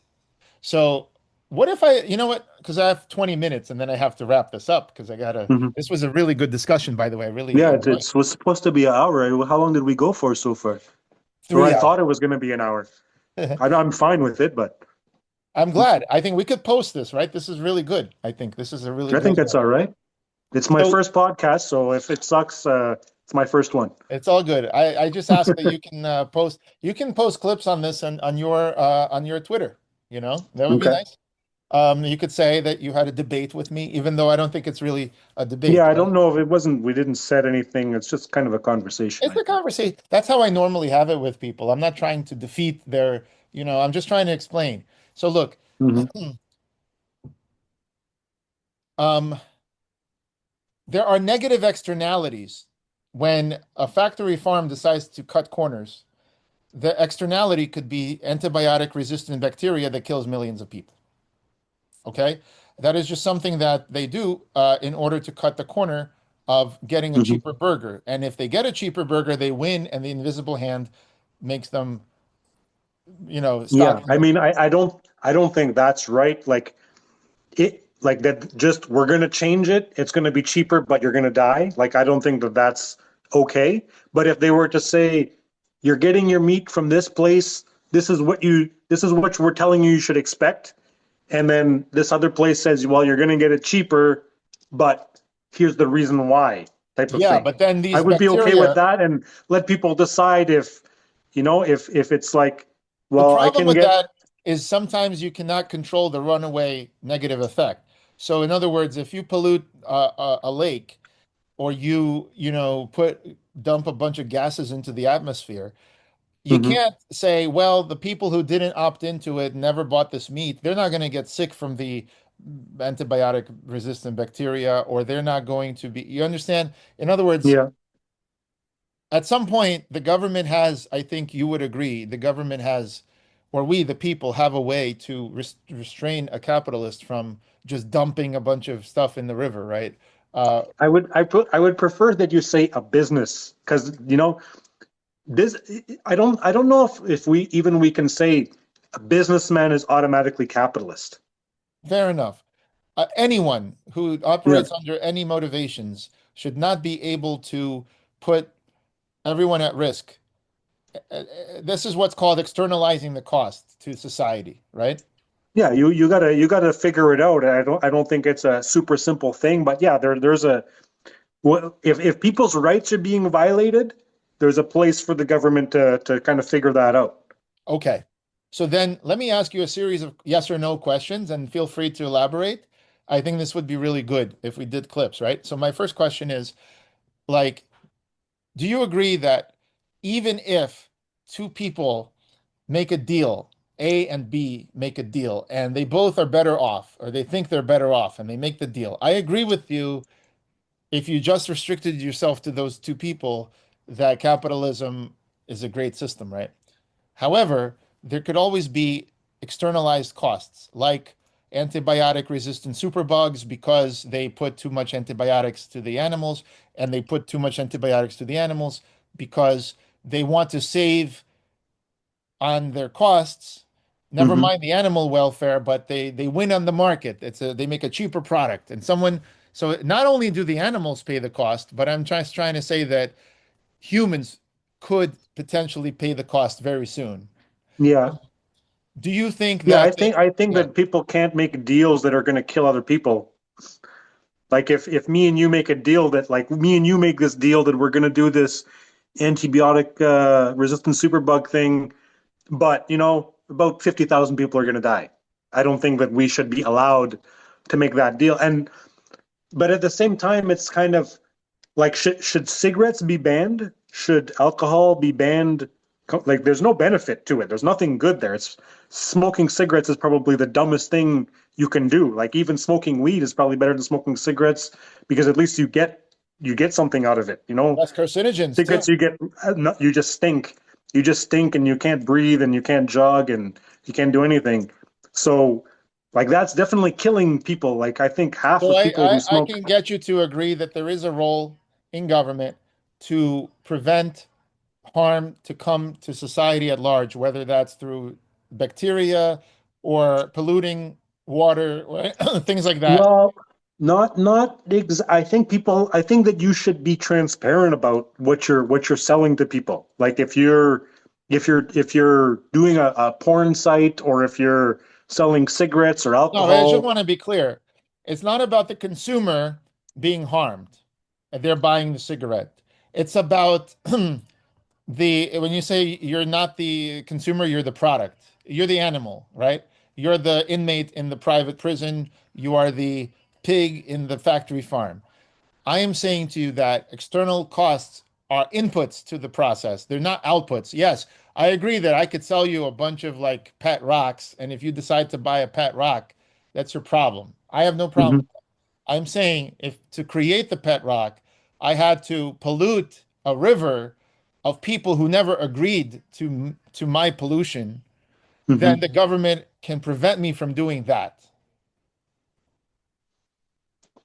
Kind of yes, but I think the solution there is to privatize the river. and now you're not allowed to pollute the river, because the government could pollute the river themselves if they wanted to, right? All right, For but whatever. let's say it was the air. Are you going to privatize the atmosphere? How are you going to do that?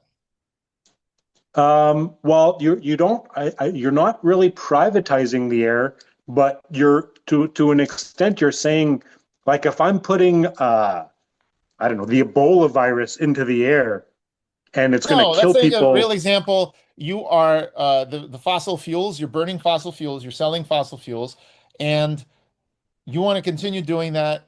But the outcome is that And it requires polluting. or let's say you're creating a refrigerator with these chlorofluorocarbons, right? CFCs, ozone layer. And like, the government's got together and banned the CFCs because they were depleting. Well, I think yes. So I think in certain cases you could make the argument that the government can ban certain things, but you have to take a lot of factors into consideration. Like there's trade-offs type We're of thing. talking about Like, Montreal. So the Montreal Protocol was made in Montreal, right? Restricting people from creating these refrigerators, depleting the ozone layer, right? But each individual company benefited from just using that old technology. And my point is, well, let's say that each economic actor was better off, and the market selected for those economic actors that kept doing it, just like with the Dust Bowl and the farmers and factory farms. In other words, the one that cuts the most corners and externalizes the most cost to society is the one that wins in the market. But the problem is that's a failure of capitalism, because it's not the government. It's the fact that the invisible hand the market literally selects for the person who pollutes the most because they have the cheapest product on the market. Yeah, but I think where I see this a little bit differently is you're seeing capitalism as favoring the capital holders, whereas and because they're protecting the capital holders, they were able to do these bad things. But the way that I view capitalism is that it's where the government protects people's rights. So regardless of what the capital owners want, they can't just do whatever they want and kill people, because the government's job is not to protect the capital owners, it's to protect individual rights. Okay, so there we go. What you've just said, I think, is a very strong endorsement of the government having a role in EPA having protections against pollution, or animal welfare agency maybe to protect against. It depends. Like there's a line that you can cross where the government needs to step in, but you need to take a lot of things into consideration, like fossil fuels in particular. When we talk about fossil fuels, and you say, well, it causes these bad externalities out there, but you also have to consider, if there was no fossil fuels, what's the alternative there? Like, what? Well, that's why are we going to be burn down all the trees? Are we going to use whale oil again, or like what's the, like, you have to, yes, right. You have to think about it, is basically what I would say. At the end of the day, it's not about capitalism and socialism. It's about the number of humans on the planet. So, since we solved child mortality and we have only a few children dying as opposed to all human history, 20th century, now 1 in 10,000 kids. Okay. So now there's an explosion of humans. We have 10 billion humans.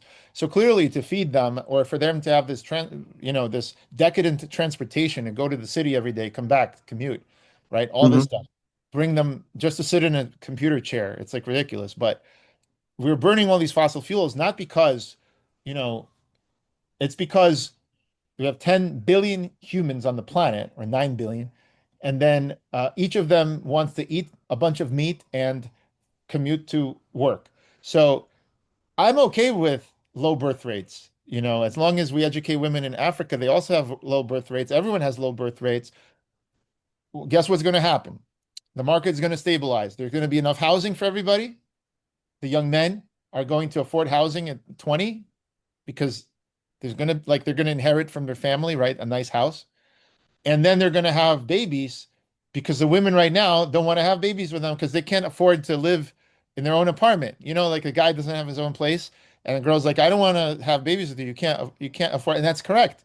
But if you have less people on the planet, then you'll have everyone will be richer, and then they'll again have more children. So I don't have a problem like these other guys do of like low birth rates. But what I'm trying to say is that the number of humans on the planet is what the reason is of pollution and all these things. And early on, we had inefficient things that polluted the planet. Now that we can have electric cars and things with like less fumes, I think, yeah, like the market will still select for the old technology because the old technology may be already in place.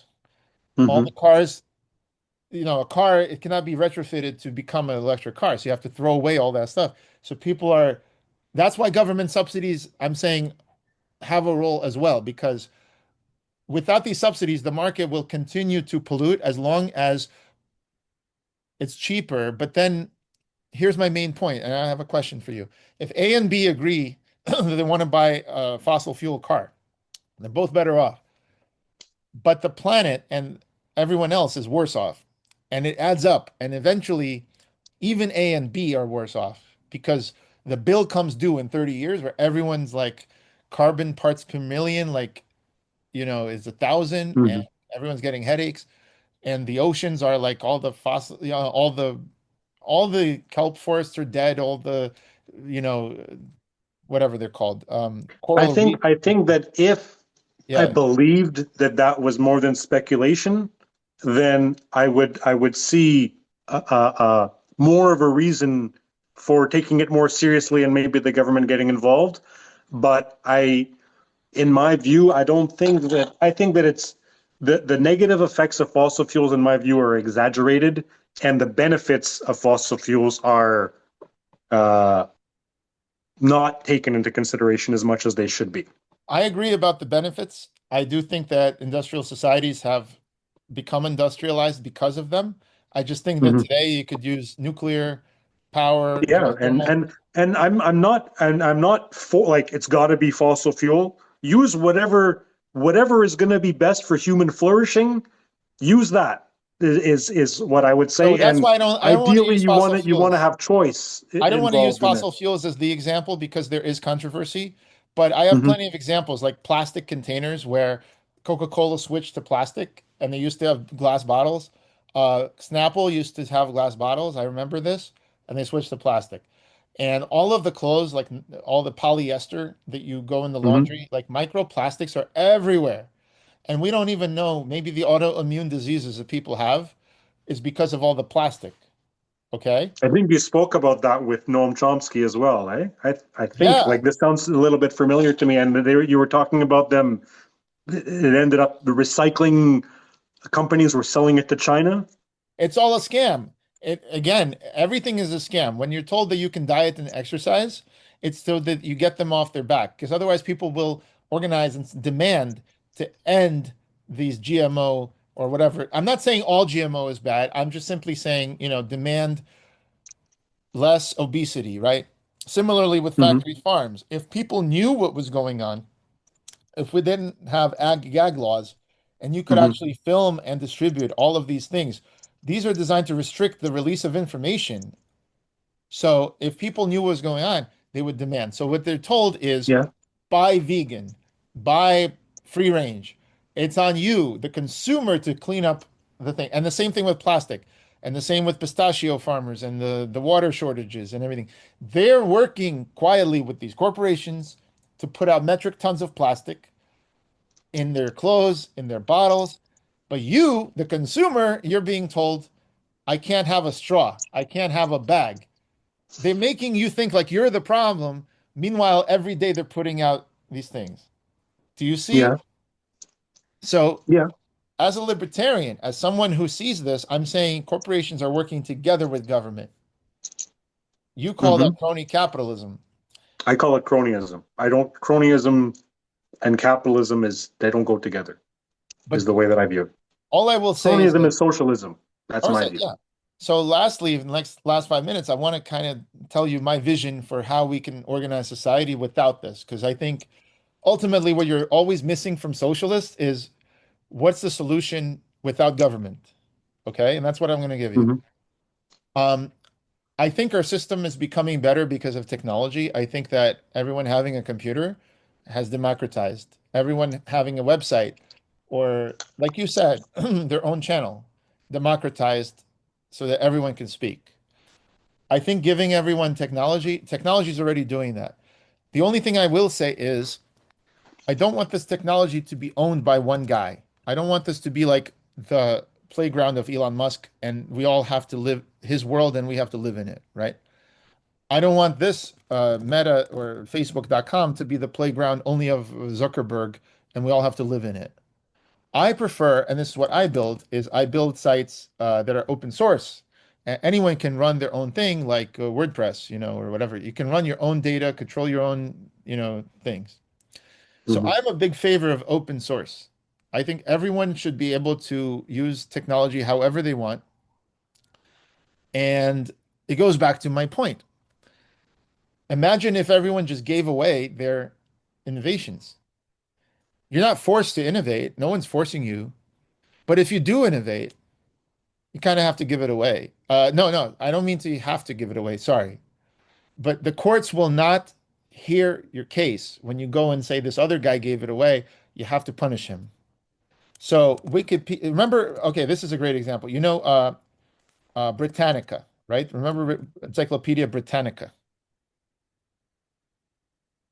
This is very capitalist. It was sold door to door and everyone paid for a subscription. Britannica then spent money for people to write Britannica. It was top down. Remember Encarta? This was by Microsoft. It was very popular. And then along came Wikipedia. It's ironic. Wikipedia comes up instead of Encarta, about Encarta. So Wikipedia is free and anyone can edit. In fact, your edits might not survive. You have to fight to get your edit out there. People realize there's nothing special about your little contribution to Wikipedia.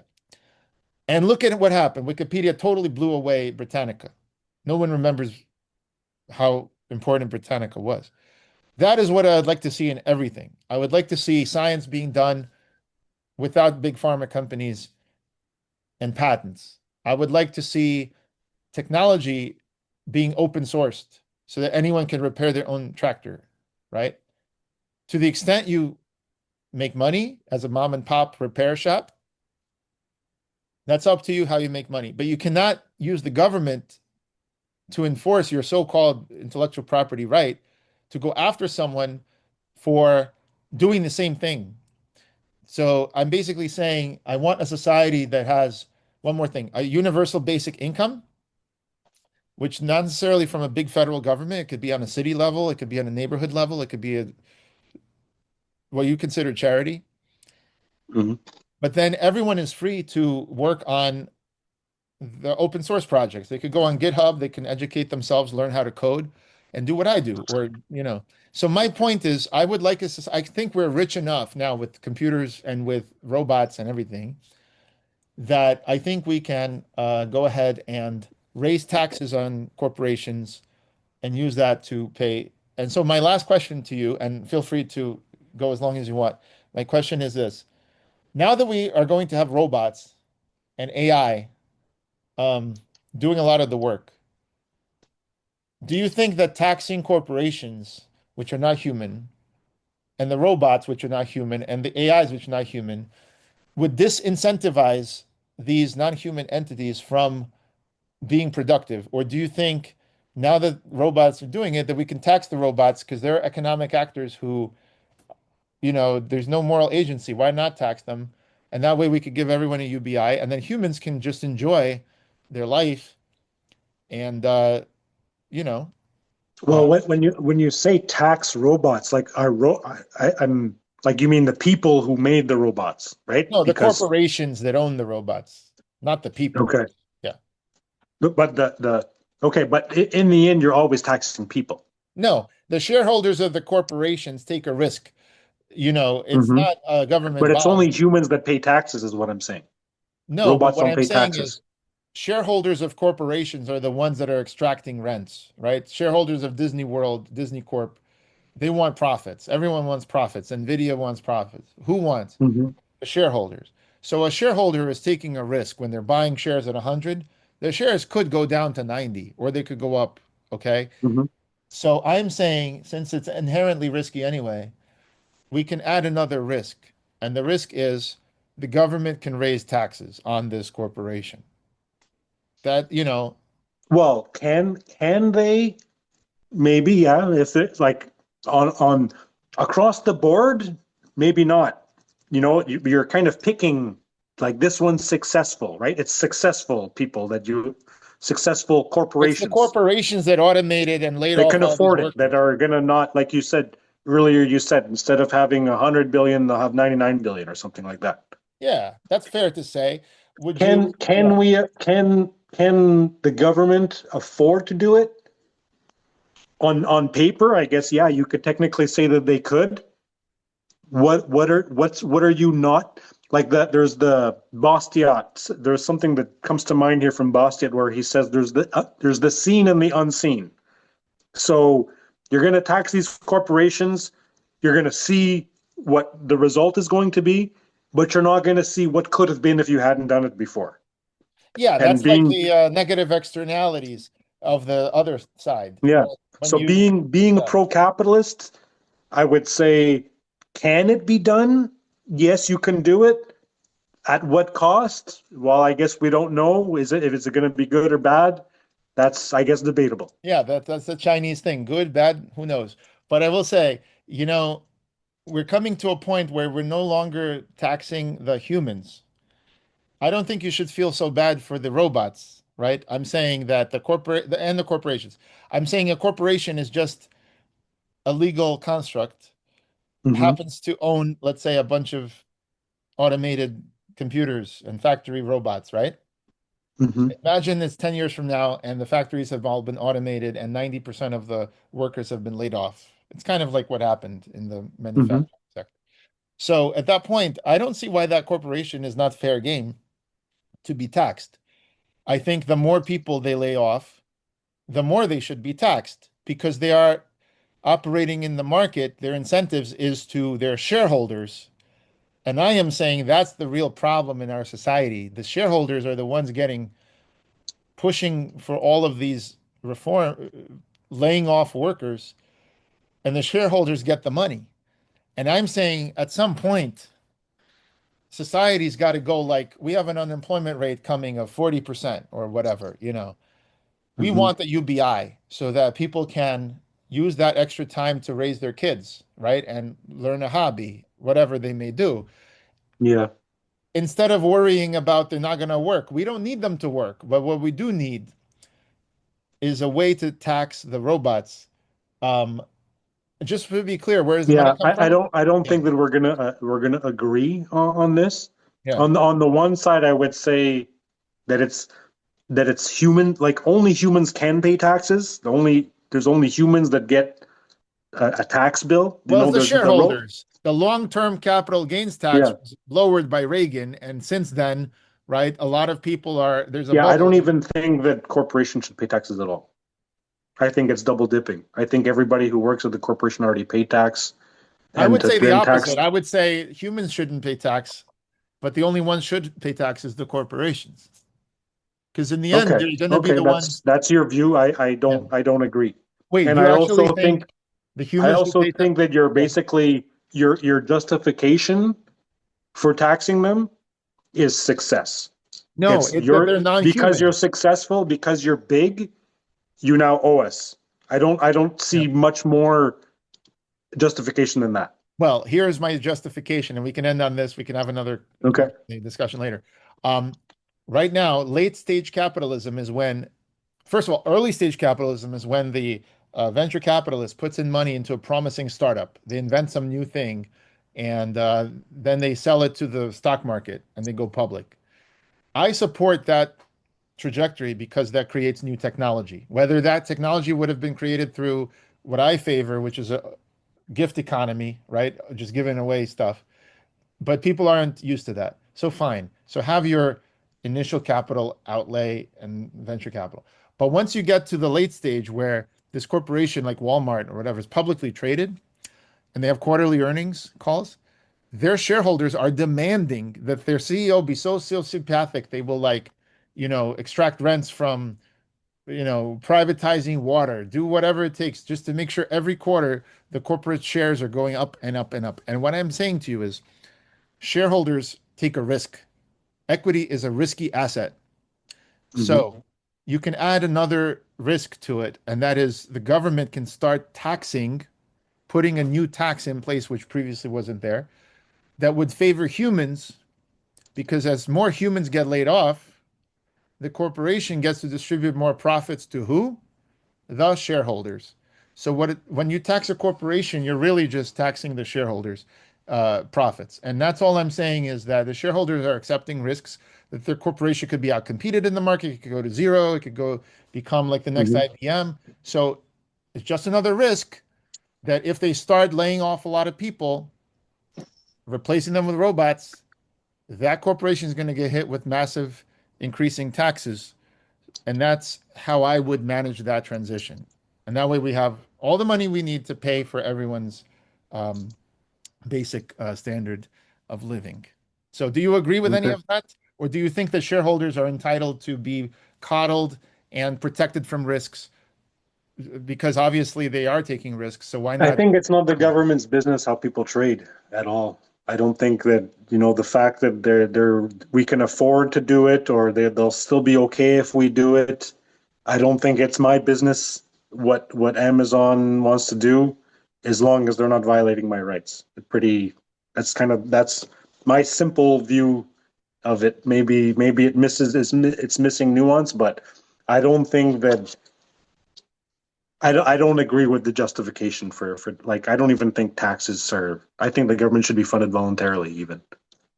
Listen, I wouldn't disagree. The only thing that I kind of want to invite you to do is think about where your rights come from, your list of rights that you say, violate rights, and think about it in a different way. Think, how can we design a system? Because they're all man-made systems anyway. The lion cannot enforce their property rights across thousands of houses. They're all man-made things. So if we are going to design things, maybe in the 21st century, we can design for the abundance that we currently have, and we're about to have even more, rather than having a mindset of a 15th century person, which I agree, maybe back then you couldn't, even in the 20th century, you needed someone to till the farms. But right now we don't. And so my point is, whatever conception of rights you have, just maybe think about, instead of rights, think about how can we design our society, our man-made systems, to keep up with the times. And I think we can all afford a universal basic income. So if we could, then what's the harm? Who are we harming? The shareholders of corporations and robots? I don't feel sorry for robots. They're going to be fine. And they don't even care. The robots don't care. So you see my point, at least? I see what you're saying. I understand what you're saying. Good. Okay. I think we can leave it there. Okay. So let's stay in touch. I got to run because I have to prepare this event tomorrow, but I will have my team create, I won't cut anything from this, right? It will be exactly as it is, except for those moments where we leave for 30 seconds. And then let's both post it on our things if you want. And that's I don't have any problem with that. Yeah. Thank you. Absolutely. It was a pleasure, Rock. And yeah. You let's too. talk soon. All right. Have a good one. Thanks. Bye. Bye. Like to be the first to hear about Intercoin's roadmap and news? Definitely join and subscribe to the channel. Don't forget to click that little notification button so you can get updates when the next video drops. And the next time we interview a legend like Noam Chomsky or Patrick Friedman. And if you would like to participate in the conversation, go to community.intercoin.app. We'd love to hear from you and about your community. This is what the project is all about. Intercoin, bringing power to the people.